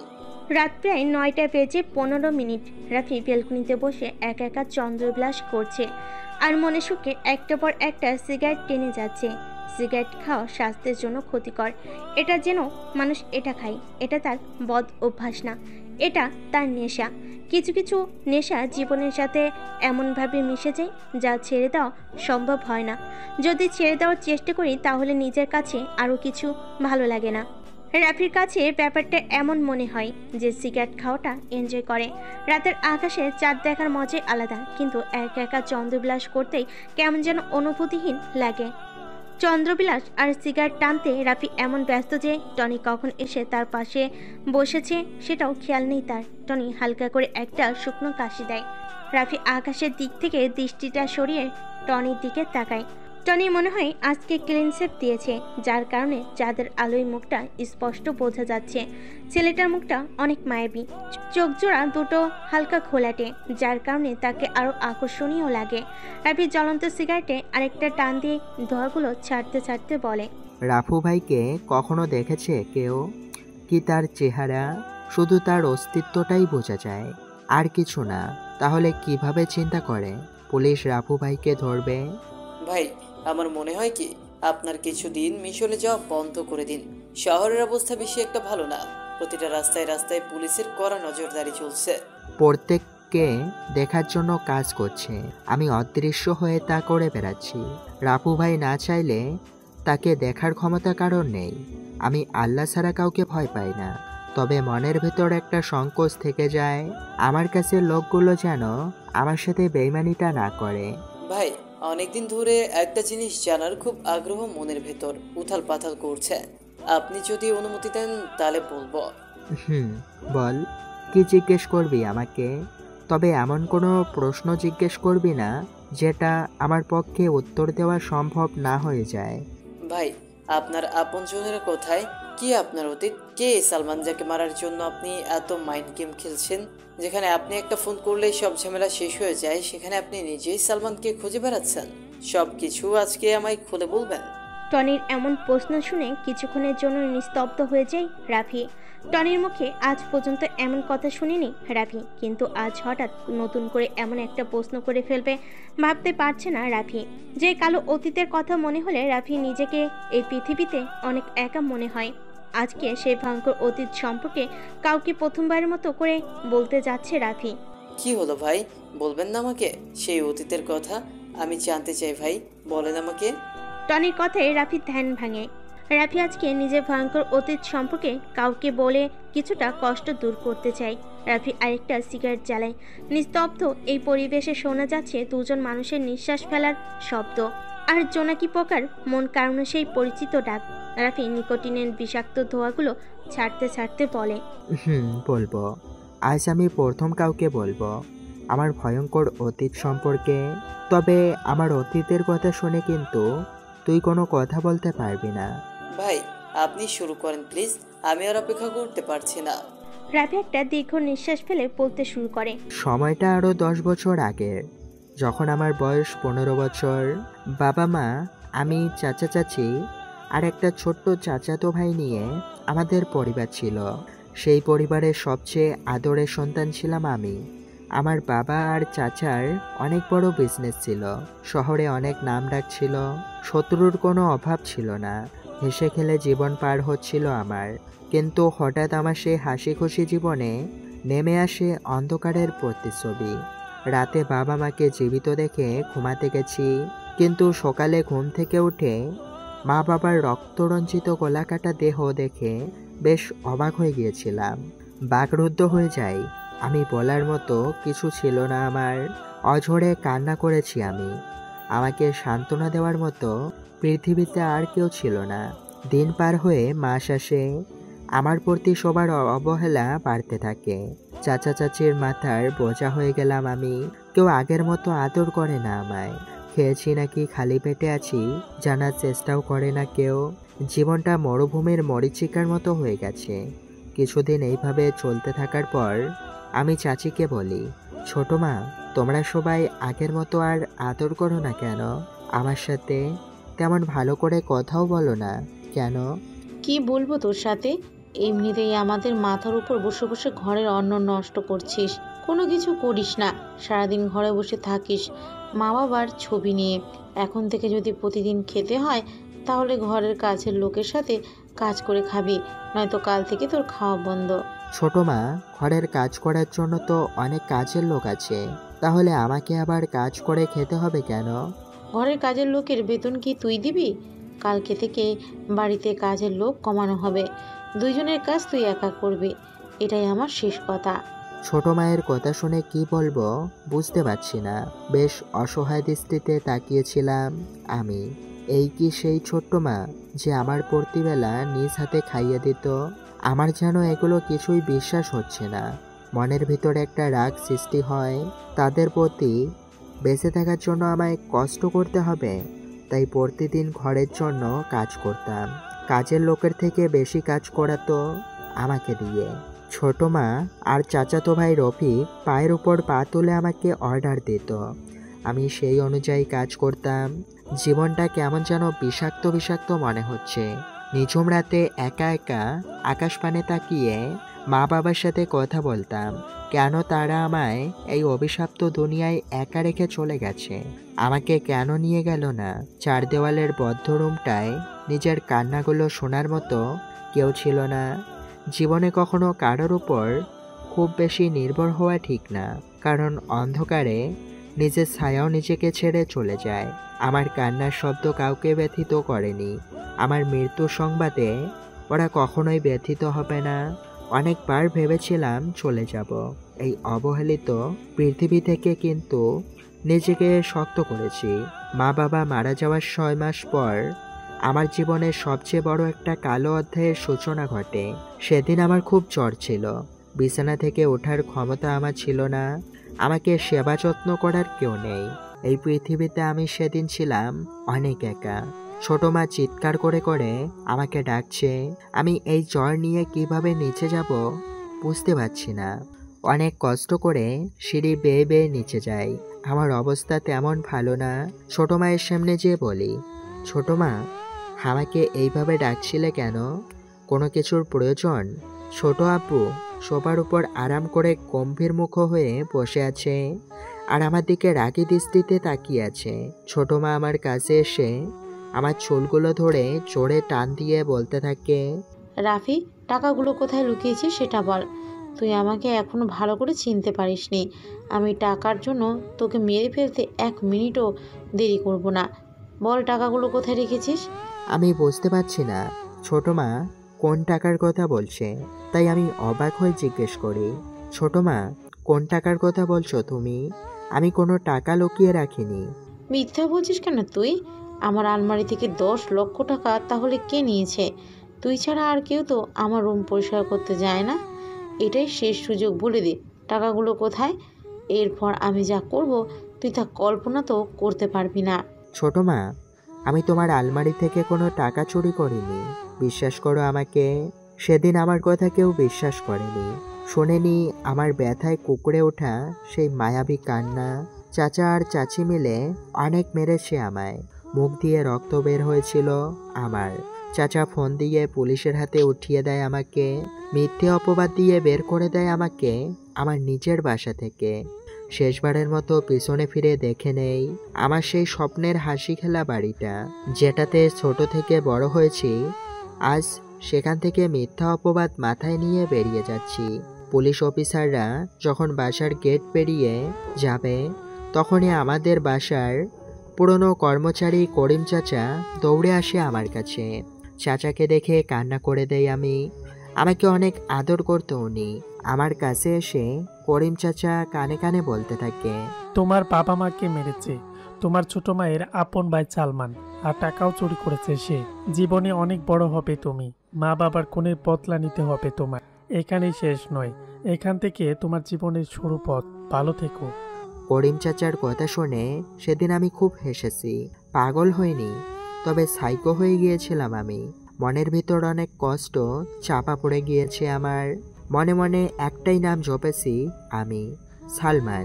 দুনিয়ার যেখানে সে থাকুক, তাকে খুঁজে বের করে নিজ হাতে আমার টার্গেট মারার। একটাই লক্ষ্য, একটাই স্বপ্ন, সালমান ভাই। জেলে অনেক মানুষের সাথে পরিচয় হয় আমার। কেউ কেউ ছোট ছোট গ্যাংয়ের লিডার, আবার কেউ ছিল লিডারের কাছের লোক। 4 বছর পর জেল থেকে বের হই, মুখে দাড়ি দিয়ে আবৃত হয়ে যায়। 4 বছর পর নিজেকে নিজে দেখতে চিনতে পারছিলাম না আমি। কোথায় ছিল সুন্দর সেই শৈশব? আর আজ জেল থেকে বের হওয়া একটা আসামি আমি। লাল রক্ত চোখে, জীবনের প্রথম হাতে পিস্তল নেই। প্রথম দিকে অনেক ভয় পেতাম, কিন্তু লাইফে ভয় পেলে শুধু সময় নষ্ট। জানি আমাকে মরতে হবে, তাহলে কেন ভয় পেয়ে পিছিয়ে যাব? হয়ে যাই অদৃশ্য মাস্তান। সালমানের খোঁজ করে জানতে পারি ঢাকার ডন হয়ে যায় সে। সালমানকে ধরতে হলে তার চেয়ে বড় কিছু হতে হবে আমায়। শুধু করি মাস্তানি, সারা দেশ ছড়ে যায় রাফু ভাই রাফু ভাই। কিন্তু এখনও সেই রাফু ভাইয়ের চেহারা সবার কাছে রহস্যময়। অনেক আবেগ নিয়ে কথাগুলো বলে থামে রাফি। রাত প্রায় শেষের দিকে। দূর থেকে শোনা যাচ্ছে মসজিদে দেওয়া মুয়াজ্জিনের ফজরের আজান। আজকে রাফি মসজিদে যাবে। অনেকদিন যাবৎ নামাজ পড়া হয় না তার। শরীর থেকে শার্টটা খুলে কালো একটা পাঞ্জাবি পরে সে মাথায় টুপিটা লাগিয়ে রওনা দেয় মসজিদের উদ্দেশ্যে। নুসরাত দেখ কালকের বোকা ছেলেটা, কি যেন নাম, ও হ্যাঁ রাফি, আজকে নতুন গেট আপ নিয়ে আসছে। মিমের কথা শুনে সবাই ক্যাম্পাসের গেটের দিকে তাকায়। একটা সুদর্শন যুবক ক্যাম্পাসে প্রবেশ করতেছে। পরনে তার কালো কালারের শার্ট, আগের মতো করে বুকের বোতামটা লাগানো না, স্টাইলিশ জিন্স, চোখের চশমাটা বদলে গেছে, আগেরটার মতো মোটা ফ্রেমের না। কম বেশি অনেকে রাফির দিকে তাকিয়ে আছে। আজ হঠাৎ করে এমন করে বোকা ছেলেটা সবাইকে অবাক করে দিবে ভাবতেও পারছে না কেউ। রাফি নুসরাতদের দেখেও না দেখার ভান করে প্যান্টের পকেটে হাত দিয়ে চলে যাচ্ছে। তখনই নুসরাত রাফিকে ডাক দেয়। রাফি যেন এই ডাকের অপেক্ষাই করছিল। আজ মূলত সে হালকা গেট আপ চেঞ্জ করেছে নুসরাতের জন্যই। রাফি নুসরাতের সামনে যেয়ে দাঁড়ায়, কোনো কথা বলে না। আগ বাড়িয়ে নুসরাত রাফিকে জিজ্ঞেস করে, কি ব্যাপার রাফি, আজ হঠাৎ এমন গেট আপে? নতুন গার্লফ্রেন্ড পেয়েছো নাকি? হুম গার্লফ্রেন্ড না, তবে কোনো এক প্রেয়সীকে দেখার পর থেকে মনটা কেমন যেন করছে, তাই আর কি নিজেকে হালকা চেঞ্জ করার চেষ্টা করছি। আমরা তো দেখতেই পাচ্ছি কেমন চেঞ্জ, দামি শার্ট প্যান্ট, চোখের চশমাটাও পরিবর্তন, হাতে লেটেস্ট মডেলের নতুন ঘড়ি, শরীরের পারফিউমের তাজা গন্ধ আসছে।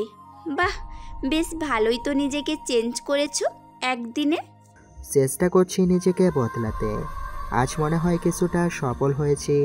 এই পৃথিবীতে টিকে থাকতে হলে নিজেকে আরো উন্নত করতে হবে। মানুষ যতটা সুখী হতে চায় সে ততটাই হতে পারে। সুখের কোনো পরিসীমা নেই। ইচ্ছে করলেই সুখকে আমরা আকাশ অভিসারী করে তুলতে পারি। এখন এটা বলো যে তোমার গার্লফ্রেন্ডকে, আর সে কি এই ভার্সিটিতে পড়ে নাকি অন্য কোথাও? আমাদের সাথে পরিচয় করিয়ে দিবে কখন? কথাটা শুনে রাফি নুসরাতের কাছে যায়। রাফি শরীরে দেওয়া মারাত্মক পারফিউমের ঘ্রাণ নুসরাতকে কেমন যেন আকর্ষণ করছে। রাফি আরেকটু কাছে যেয়ে নুসরাতের কানে কানে যেয়ে বলে, অনুরোধ নয়, তবে অনুরাগে বলছি, আজ বিকেল 4টায় তোমার জন্য অপেক্ষা করব ধানমন্ডির লেকের পাড়ে।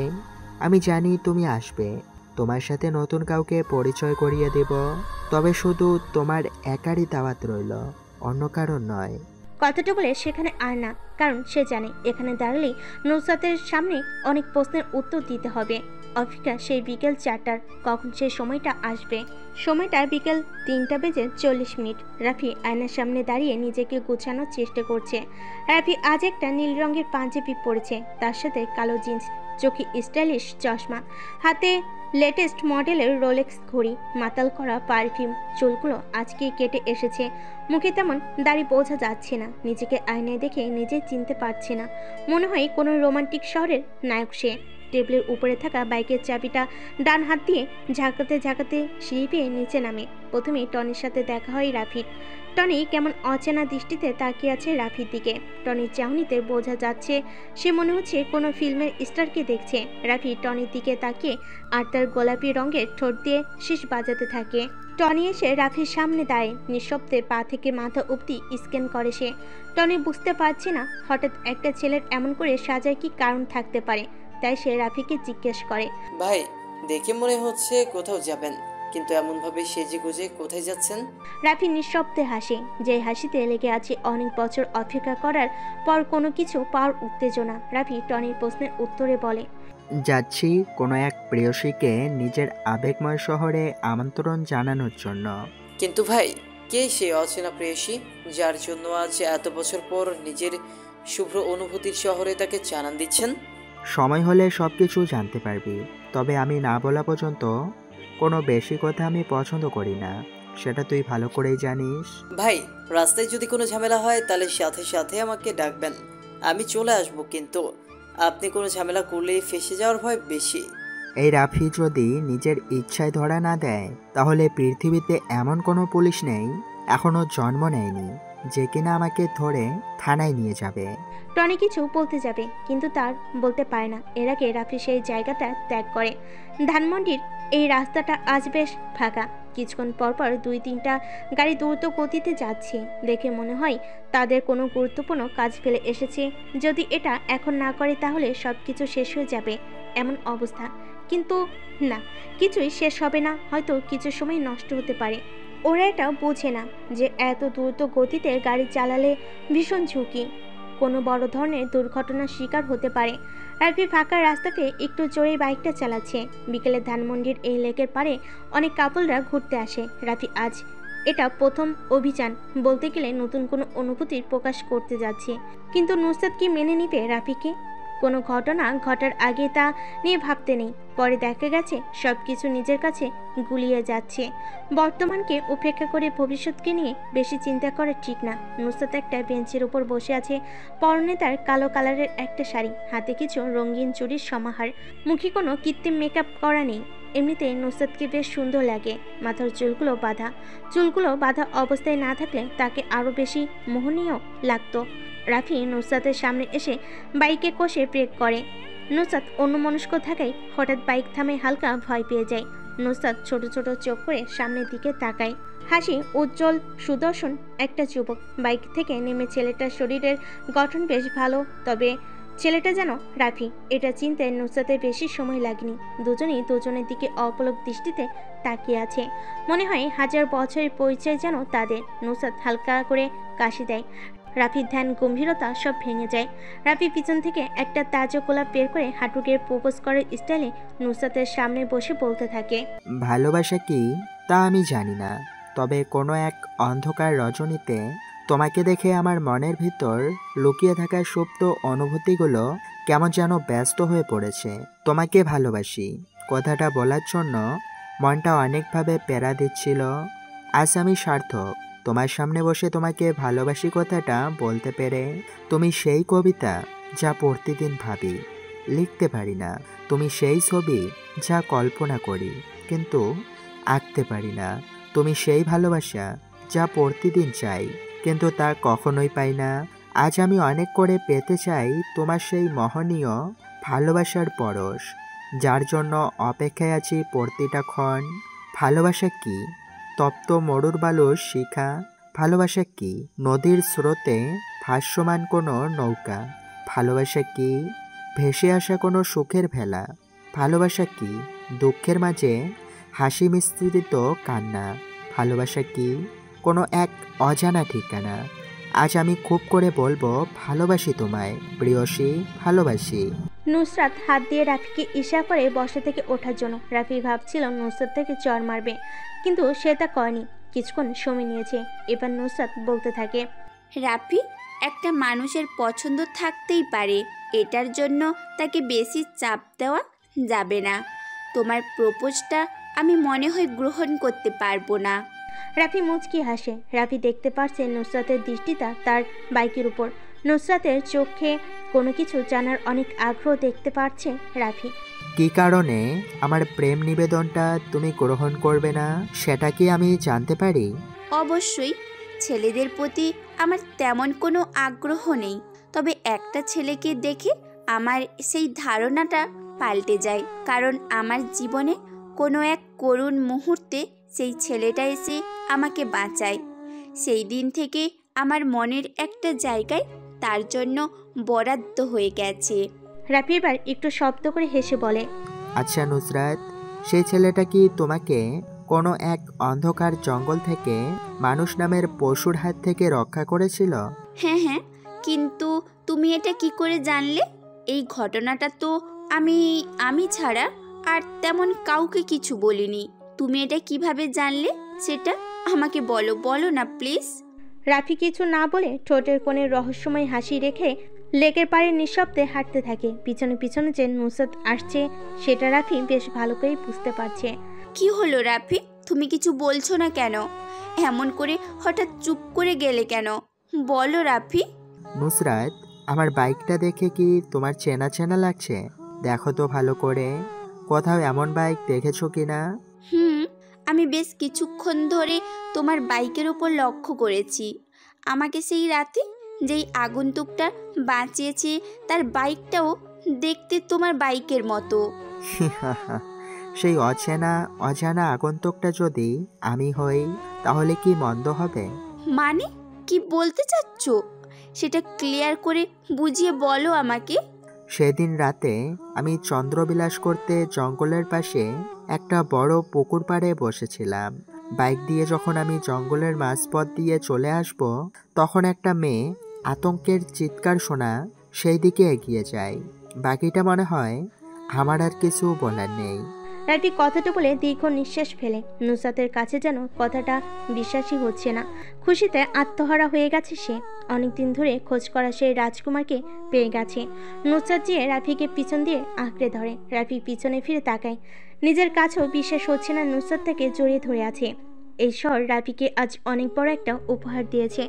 অবহেলিত শহর তাকে পৃথিবীতে বাঁচার জন্য একটা অক্সিজেনের ব্যবস্থা করে দিয়েছে। আজ রাফি অনেক খুশি। এলোমেলো জীবনটাকে গোছানোর সময় চলে এসেছে। নুসরাতকে বাইকের পিছনে বসিয়ে বাইকটা স্টার্ট দেয়। আজ ওরা দুজন এই ব্যস্ত শহরটাকে মাখিয়ে দিবে তাদের ভালোবাসার রং দিয়ে। সময়টা রাত 10টার কাছাকাছি। সালমান নিজের আস্থানে অবস্থান করছে। পায়ের উপর পা তুলে সোফায় বসে সিগারেট টানছে। অনেক চিন্তা গ্রাস করেছে তাকে। রাপু ভাই শহরে আগমন করেছে, এটাই তার বড় চিন্তা। রাপু ভাই যে কতটা ভয়ঙ্কর সেটা সম্পর্কে সালমানের ভালোই ধারণা আছে। সালমান বসে বসে যখনই এগুলো চিন্তা করছিল, তখনই রাহাত সামনে এসে দাঁড়ায় আর বলতে থাকে, ভাই সেদিন ওসমান শরীফ আর রাব্বিকে রাপু ভাই নিজ হাতে খুন করেছে। এখন তার সবচেয়ে বড় টার্গেট হলেন আপনি। কিছুদিন আপনাকে সাবধানে থাকতে হবে। কোনোভাবে আপনার খুশ সে পেয়ে গেলে শেষ করে দিবে সব। কথাটা শুনে সালমান বসা থেকে উঠে দাঁড়ায়। হাত থেকে সিগারেটটা ফেলে মদের গ্লাসটা হাতে নিয়ে তা খেতে থাকে। এখন মনে হয় সালমানকে মদের নেশাই ধরেছে। টেবিলের উপর থেকে পিস্তলটা নিয়ে কিছুক্ষণ নাড়াচাড়া করে সামনের কাচের উপর 2টা গুলি করে। নাক দিয়ে পিস্তলের গন্ধটা শুকতে থাকে। রাহাত জানে সালমান বেশি টেনশনে থাকলে এমন কিছু করে। নেশাগ্রস্ত গলায় রাহাতকে উদ্দেশ্য করে বলে, রাফু আমার কিছু করতে পারবে না। আমি নিজ হাতে ওই রাফুকে মারবো, নয়তো আমার শান্তি হবে না। নিজ হাতে কিভাবে রাপু ভাইকে মারবেন? আমরা তো এখনো পর্যন্ত তার চেহারাও দেখতে পাইনি। তাহলে কিভাবে রাপুর কাছে যাব? সে তো অদৃশ্য মাস্তান হয়ে মিশনে বের হয়। আছে এমন একজন আছে যে রাফুকে অনেক কাছ থেকে দেখেছে। কে সেই ব্যক্তি যে রাপু ভাইয়ের মতো ভয়ানক মাস্তানের সম্মুখীন হয়েছে? রাফুর অনেক কাছের লোক, তার অতি বিশ্বাসের একটা ছেলে। আমাকে রাফুর সামনে নিয়ে যাবে। রাপু ভাইকে সামনে থেকে মারা যাবে না, পিছন থেকে মারতে হবে। কিন্তু ভাই, আমি একটা ব্যাপার বুঝতে পারতেছি না যে রাপুর সাথে সে কেনই বেইমানি করবে। টাকা পৃথিবীর সব বিশ্বাস, বন্ধুত্ব আর যা আছে সবকিছু এই জিনিসটা দিয়ে কিনে নেওয়া যায়। আমি টাকা দিয়ে কিনে নিয়েছি তাকে। রাফুর সব খবর সে আমাকে দিবে। রাত ভেবে পায় না কে সেই ব্যক্তি রাপু ভাইয়ের মতো ভয়ানক মাস্তানের সাথে বেইমানি করবে। আজকের রাতের চন্দ্রটা কেমন যেন করে আলো দিচ্ছে। অন্যদিনের চেয়ে অনেকটা আলাদা। এমন চাঁদের আলো অনেক বছর পর পর দেখা যায়। বিজ্ঞানীদের মতে এই সময় চাঁদ পৃথিবীর অনেকটা কাছে চলে আসে। আগে কখনো এমন আলো দিতে দেখেনি রাফি। রাস্তার পাশে থাকা ছোট ছোট চা, পান, সিগারেট বিক্রি করা দোকানগুলো এখনো বন্ধ হয়নি। হয়তো আজ বিক্রিটা অন্য দিনের চেয়ে বেশি হচ্ছে। আর হবে নাই বা কেন? আজ আকাশে এমন একটা চাঁদ উঠেছে। শহরের অনেক মানুষ রাস্তা দিয়ে হাঁটবে আর মনোমুগ্ধকর সে চন্দ্রবিলাস করবে। রাফি রাস্তার পাশে ছোট দোকানে যায়। 3টা ছেলে বসে চা খাচ্ছে। বয়স তেমন হবে না, 24 থেকে 25। রাফি ভালো করে লক্ষ্য করে দেখে 2টা ছেলের বাম হাতে জ্বলন্ত সিগারেট। রাফি 2 প্যাকেট ব্যঞ্জন সিগারেট নেয়। 3টা ছেলেই অবাক হয়ে যায় রাফির কাণ্ড দেখে। যেখানে মানুষ টাকার জন্য 5 টাকার পাইলট সিগারেট খায়, সেখানে তো রাফি 600 টাকা দিয়ে 2 প্যাকেট ব্যঞ্জন সিগারেট নিয়েছে। রাফি নতুন প্যাকেট থেকে একটা সিগারেট বের করে দোকানের লাইটারটা দিয়ে সিগারেটে আগুন জ্বালায়। 2টা টান দিয়ে পিছনে ফিরে তাকায় রাফি। 3টে ছেলে লোভনীয় দৃষ্টিতে চেয়ে আছে তার দিকে। মুচকি হেসে রাফি প্যাকেট থেকে আরও 3টা সিগারেট বের করে ছেলে 3টার হাতে দেয়। মোটামুটি ছেলেগুলোর মুখে তৃপ্তির হাসি দেখা মিলে। ওরা যেন এই সিগারেটের আশায় রাফির দিকে চেয়েছিল। রাফি দোকান ত্যাগ করে। মানুষের সাথে বেশি মিশে গেলে সম্মান কমে যায়। নিজের কোনো মূল্য থাকে না অন্যের কাছে, যার কারণে সেই মানুষগুলো যখন তখন যে কোনো কথা লিমিট ক্রস করে বলে ফেলতে পারে। রাফি যা ভেবেছিল তাই হলো। আজকে রাস্তায় অনেক লোক হাঁটবে বের হয়েছে বলে কারোর হাতে আছে জ্বলন্ত সিগারেট, আবার কারোর হাতে দামি মোবাইল। রাফি চিন্তা করছে এই অপরূপ সৌন্দর্যের রাতে যদি নুসরাত পাশে থাকতো তাহলে কতই না ভালো হতো। কিন্তু আজ মনে হয় না সে আশাটা পূরণ হবে। আরাফ, দেখ তোর পাখিকে নিয়ে কেউ উড়াল দিয়েছে মনে হয়। পাখি এবার বন্ধ খাঁচা থেকে মুক্ত আকাশে উড়াল দিয়েছে। তুই চাইলেও আর ধরে আনতে পারবি না। আরাফ বাইকের উপর আরাম করে বসে বসে সিগারেট ফুঁকছিল। তখনই রিফাত হাসির ছলে জোরে কথাটা বলে। আরাফ রিফাতের দিকে তাকায়, দেখে রিফাত ভার্সিটি গেটের দিকে তাকিয়ে কথাটা বলছে। হাত দিয়ে রিফাতকে সরিয়ে গেটের দিকে তাকায় সে। কালো কালারের নিউ মডেলের নতুন বাইক R15 V3 নিয়ে রাফি প্রবেশ করছে। পিছন থেকে রাফিকে জড়িয়ে ধরে আছে নুসরাত। এটা দেখে অনেক রেগে যায় আরাফ, যার বহিঃপ্রকাশ করছে নিজের হাতে থাকা জ্বলন্ত সিগারেটটা জোরে চেপে ধরে আছে।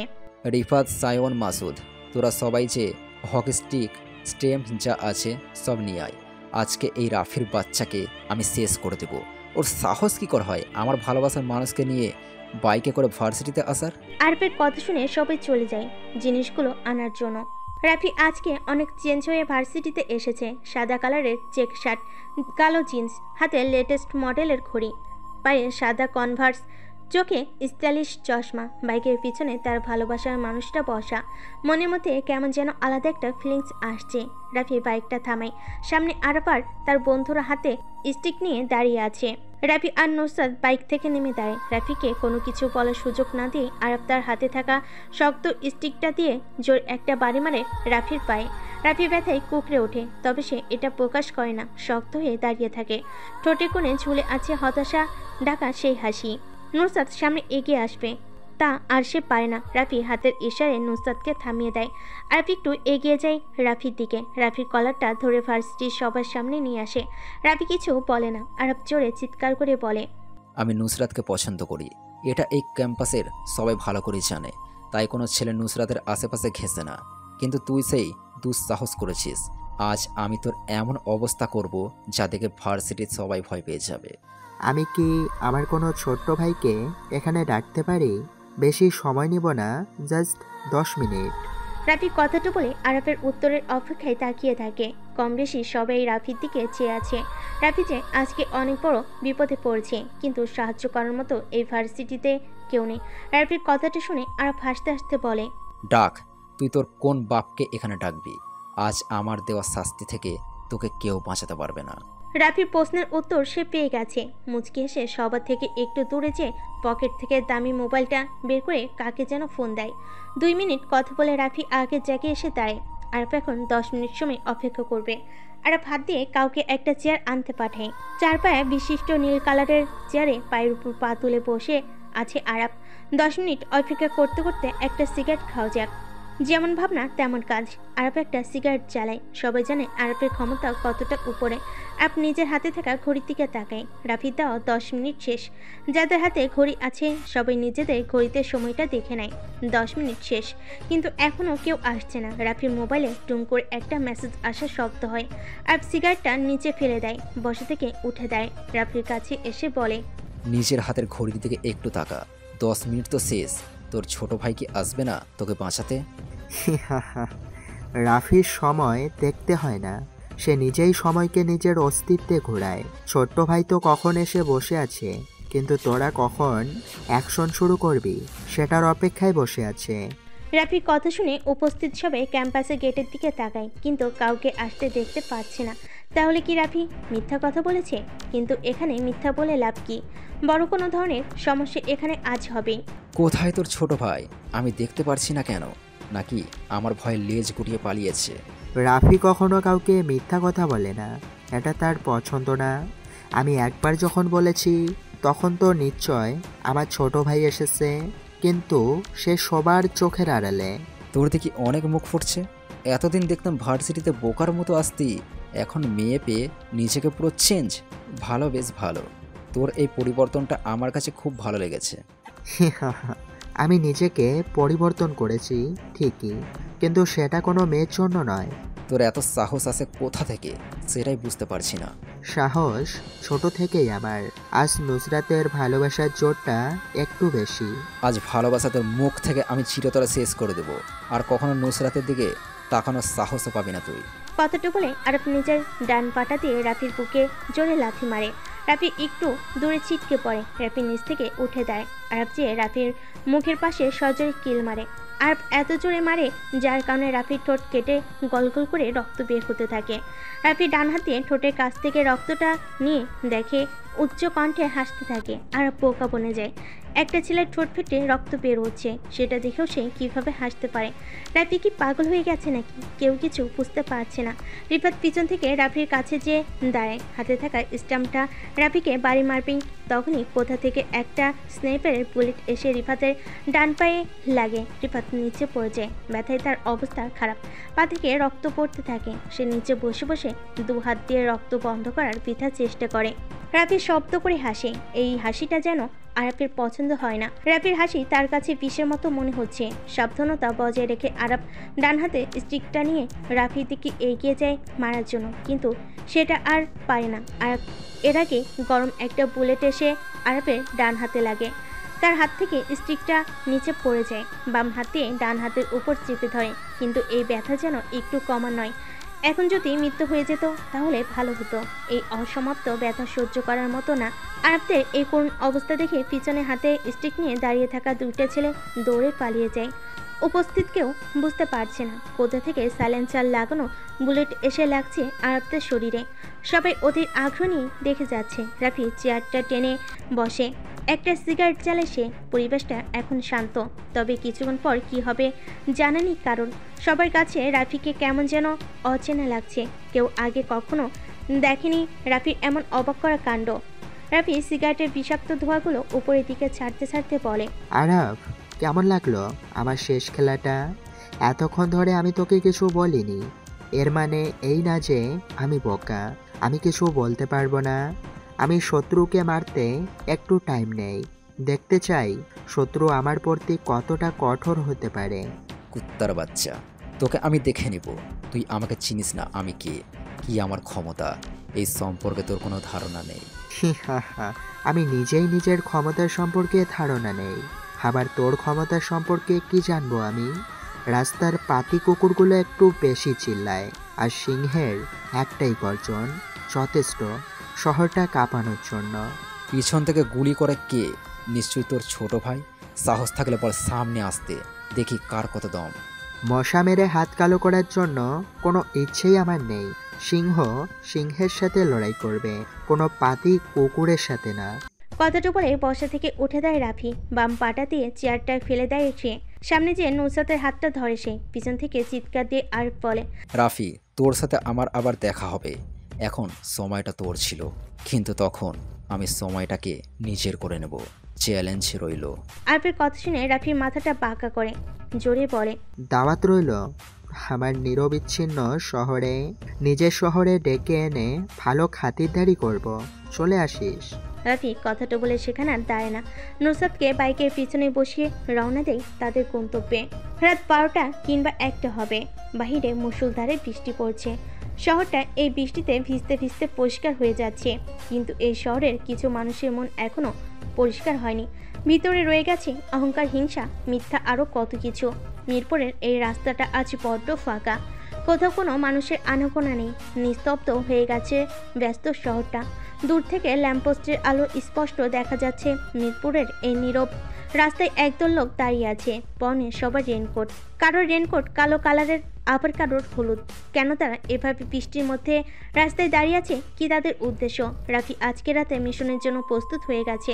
কালো কালারের পরিচিত রেনকোটটা পরে বাইকটা স্টার্ট দেয়। আজকে বাইরে অনেক বৃষ্টি, রাস্তাটা পুরো ফাঁকা। নিজের মা বাবার মৃত্যুর প্রতিশোধ নিতে সালমানের মৃত্যু ঘোষণা করতে যাচ্ছে রাফি। সন্ধ্যা থেকে রাফি টনিকে দেখছে না, যার কারণে একাই মিশনে বের হয় রাফি। মিরপুরের স্টেডিয়ামের পাশের রাস্তায় এসে বাইকটা থামায় রাফি। সামনে অনেকগুলো লোক রেনকোট পরে দাঁড়িয়ে আছে। তাদের মধ্য থেকে চেয়ারে বসে থাকা লোকটা যে সালমান, সেটাও বুঝতে রাফি কোনো অসুবিধা হলো না। রাফি সামনে এগিয়ে যায়। সালমানের সামনে একটা চেয়ার খালি পড়ে আছে। রাফি যে সেটাতে পায়ের উপর পা তুলে বসে। সালমান এতক্ষণ রাফির জন্য অপেক্ষা করছিল। বৃষ্টির আমেজটা কমে আসছে, কিন্তু জোর বেগে হাওয়াটা থামার নামই নিচ্ছে না। গাছ থেকে পানি পড়ার টইটুম্বুর আওয়াজটা এখন পরিবেশটাকে আরও রহস্যময় করে তুলছে। দুজনের মধ্যে নীরবতা বিরাজ করছে, কিন্তু এই সময় নীরবতা যেন শোভা পাচ্ছে না। তাই নীরবতা ভেঙে প্রথমে সালমান বলতে শুরু করে, আমার সামনে এখন বসে আছে বাংলাদেশের সবচেয়ে বড় মাফিয়া লিডার রাফু ভাই। একটা শহর কাঁপাতে তার নিজের নামটাই যথেষ্ট। সেখানে আমাকে মারার জন্য এত গেম কেন সেটাই বুঝতে পারছি না। কি কারণে আমি তার শত্রু হয়ে গেছি? আমি কাউকে মারার আগে বলি না কি কারণে তাকে মেরেছি। রাফু ভাই, কোথায় আপনার সৈন্যদল? আমার পিছনে তাকিয়ে দেখেন কত সৈন্য দাঁড়িয়ে আছে আমাকে রক্ষা করার জন্য। আপনি একা তো আমাকে মেরে এখান থেকে চলে যেতে পারবেন না।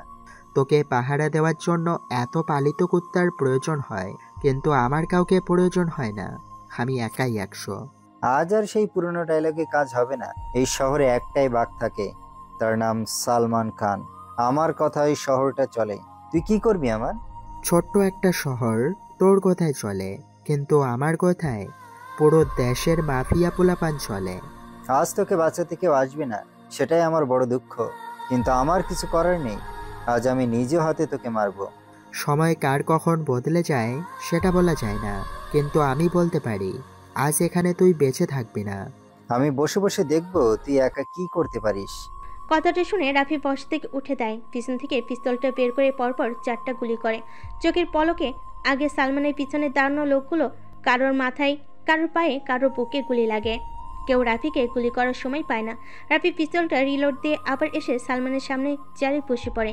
সালমান জানে রাফি অনেক ভয়ানক মাস্তান, কিন্তু আজ প্রথম তার নিজের চোখের সামনে দেখল রাফি রক্তের নেশায় মেতে উঠেছে।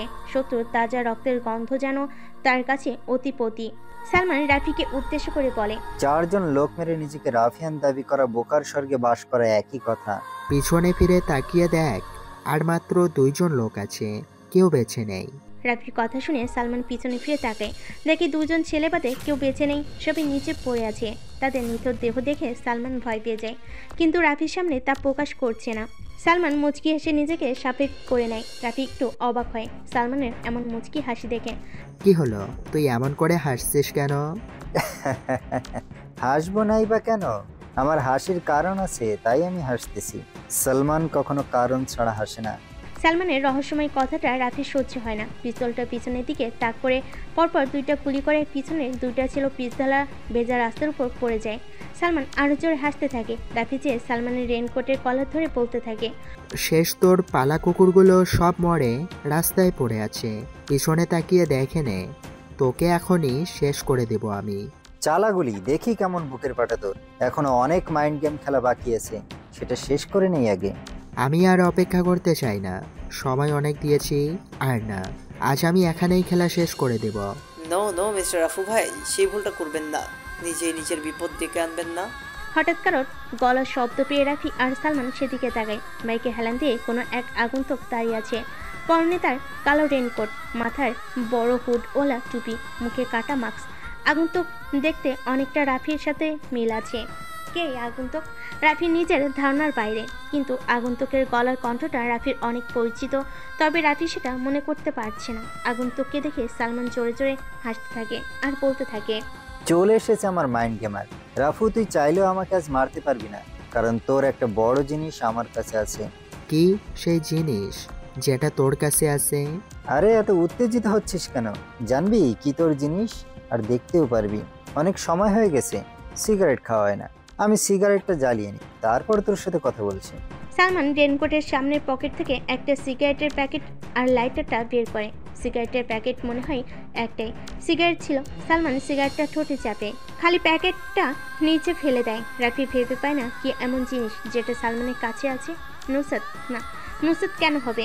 সালমান নুসরাতের খবর কিভাবে পাবে? কেউ তো জানে না নুসরাতের কথা। তাহলে কি জিনিস? রাফি আর ভাবতে পারছে না, তাই উচ্চস্বরে বলে, সালমান, আমার জিনিসটা কি সেটা দেখা আমি আর অপেক্ষা করতে পারছি না।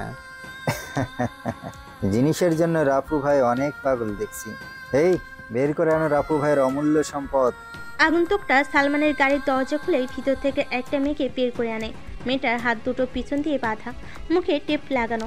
আগন্তুক মেয়েটার মুখ থেকে টেপটা সরিয়ে নেয়। রাফি দূর থেকে দেখতে পাই মেয়েটা আর কেউ না, নুসরাত। কিন্তু সালমান নুসরাতের সম্পর্কে কিভাবে জানলো? রাফি নুসরাতকে এমন অবস্থায় দেখে রেগে যায়। সালমান, তুই নুসরাতকে ধরে এনে অনেক বড় ভুল করে ফেললি। সঠিক সময়ে এমন ভুল কাজ করাই আমার স্টাইল। যতক্ষণ পর্যন্ত নুসরাত আমার কাছে থাকবে ততক্ষণ তুই আমার কিছুই করতে পারবি না। রাফি নিজের মাইন্ডটাকে শান্ত করে, ঠান্ডা মাথায় বলে, সামনের আগন্তুকটা কে, আমি সেটা জানতে চাই। আগন্তুককে দেখলে তুই অনেক কষ্ট পাবি। আমি চাই না তুই মরার আগে এমন কষ্ট পাস। কে মরবে কে বেঁচে থাকবে সেটা সময় বেশ ভালো জানে। আগন্তুককে বল মুখ থেকে মাস্কটা খুলে ফেলতে। সালমান হাত দিয়ে কিছু একটা ইশারা করে। সামনে থাকা আগন্তুক মুখ থেকে মাস্কটা সরিয়ে নিচে ফেলে দেয়। দূরে ল্যাম্পপোস্টের আলোয় মুখটা কিছুটা বোঝা যাচ্ছে যে আগন্তুকটা টনি। রাফি অনেকটা চমকে উঠে টনিকে এইভাবে দেখে। বেইমান, সবই বেইমান। টনিকে এত বিশ্বাস করতো রাফি, কিন্তু কি করলো সে? বেইমানি করেছে। টনি, তুই এখানে এই অবস্থায় কেন? ভাই, টাকা টাকা সবই তার খেলা। সালমান ভাই আমাকে 10 কোটি টাকার অফার করে তোমার সাথে বেইমানি করার জন্য, আমিও তাই করি। তোর টাকার প্রয়োজন? আমি দিতাম তোকে টাকা, এর থেকেও বেশি দিতাম, কিন্তু তুই সেটা না করে আমার সাথে বেইমানি করলি। কিছু করার নেই রাপু, টাকার জন্য সবাই সব কিছু করতে প্রস্তুত আছে। রাফি আর সহ্য করতে পারে না, খেলাটা এখানে শেষ করা দরকার। রাফি কোমরের কভার পয়েন্ট থেকে ছোট একটা পিস্তল বের করে, চোখের পলকের আগে দুইটা গুলি করে একটা যে টনির কপাল ভেদ করে বাইরে চলে যায়। টনি নিস্তেজ হয়ে নিচে পড়ে যায়। আরেকটা বুলেট যেয়ে সালমানের বাহুতে লাগে। ব্যথায় কুকড়ে ওঠে সালমান। নুসরাত ভয়ে কাঁপছে। রাফি সালমানের দিকে এগিয়ে যায়। পিস্তলটা রিলোড দিয়ে নেয় রাফি। সালমান ভয় পেয়ে যায় রাফিকে দেখে। সে ভয়ে পিছাতে থাকে। রাফি সালমানকে থামানোর জন্য আরেকটা গুলি করে তার পায়ে। সালমান ভয় কাতর চেহারা নিয়ে কাঁপা কাঁপা গলায় বলে, রাফু ভাই আমাকে ছেড়ে দেন। আমি আপনার কি এমন ক্ষতি করেছি যার কারণে আমাকে এইভাবে শাস্তি দিচ্ছেন? মনে করে দেখ, আজ থেকে প্রায় 10 বছর আগে ঢাকার সবচেয়ে ধনী বিজনেসম্যান আশরাফ চৌধুরী আর তার স্ত্রীকে কোনো এক আধার রাতে খুন করে চলে গিয়েছিলি তুই, মনে আছে সেই কথা? না ভাই, আমি তো তেমন কোনো খুন করিনি। মিথ্যা কথা, আমার একটুও সহ্য হয় না। তুই সত্যি কথা বল, বেঁচে যাবি। ভাই আমি নিজেই খুন করেছি, কিন্তু সেই 10 বছর আগের ঘটনার সাথে আপনার কি সম্পর্ক? সম্পর্কটা খুব গভীর। সেই আশরাফ চৌধুরীর ছেলে আমি। দেখ, ভালো করে দেখ আমাকে চিনতে পেরেছিস কিনা। রাফি মুখ থেকে মাস্কটা খুলে ফেলে দেয়। সালমান এবার মুখ ফুটে বলে ওঠে, রাফি তুমি? কিন্তু এটা কি করে সম্ভব? রাফি আর কোনো প্রশ্নের জবাব দিতে চায় না। পিস্তলটা সালমানের দিকে তাক করে ট্রিগারে জোর একটা চাপ দেয়। গরম বুলেটটা যেয়ে সালমানের মাথায় লাগে। মাথা থেকে তাজা রক্ত বের হয়ে পিচ ঢালা ভেজা কালো রাস্তায় পৌঁছে। নুসরাত দৌড়ে এসে রাফিকে জড়িয়ে ধরে। রাফি বুঝতে পারে নুসরাত অনেক ভয় পেয়ে আছে, তাকে শান্ত করতে হবে। তাই রাফি বলে, নুসরাত, হেই নুসরাত, তাকাও আমার দিকে। একজন রাফিয়ানের হবু বউ এভাবে ভয় পেলে চলবে? নুসরাত মাথাটা উঁচু করে রাফির দিকে তাকিয়ে বলে, রাফি তুমি এই মাস্তানি ছেড়ে দাও। তোমাকে নিয়ে আমার অনেক ভয় হয়। যদি তোমাকে হারিয়ে ফেলি তাহলে কি হবে আমার? বলো বলো না। ছেড়ে দিব সব মাস্তানি, কথা দিলাম। আমাকে নিয়ে ভয় পাওয়ার কিছু নেই। আমি সারা জীবন তোমারই থাকবো। কিছুদিন পর তোমাকে সারা জীবনের জন্য পেতে তোমার বাসায় যাব। সারা জীবনের জন্য পেতে মানে? বুঝতে পারছি না আমি। তোমার আর কিছু বোঝা লাগবে না। আমার আর তোমার বিয়ে নিয়ে কথা বলতে যাব তোমার বাসায়। রাফি মুখ থেকে এমন কথা শুনে নুসরাত লজ্জায় লজ্জিত হয়ে যায়। রাফি নিজের রেনকোটটা খুলে ফেলে দেয় রাস্তার মাঝে। রেনকোটের নিচে থাকা শার্টের কলারে নুসরাত 2 হাত দিয়ে জাপটে ধরে। রাফিও নিজের প্রেয়সীকে আগলে নেয় নিজের বাহু টোড়ে। তাদের এই ভালোবাসার সাক্ষী হয়ে রইল এই মুষলধারে বৃষ্টি।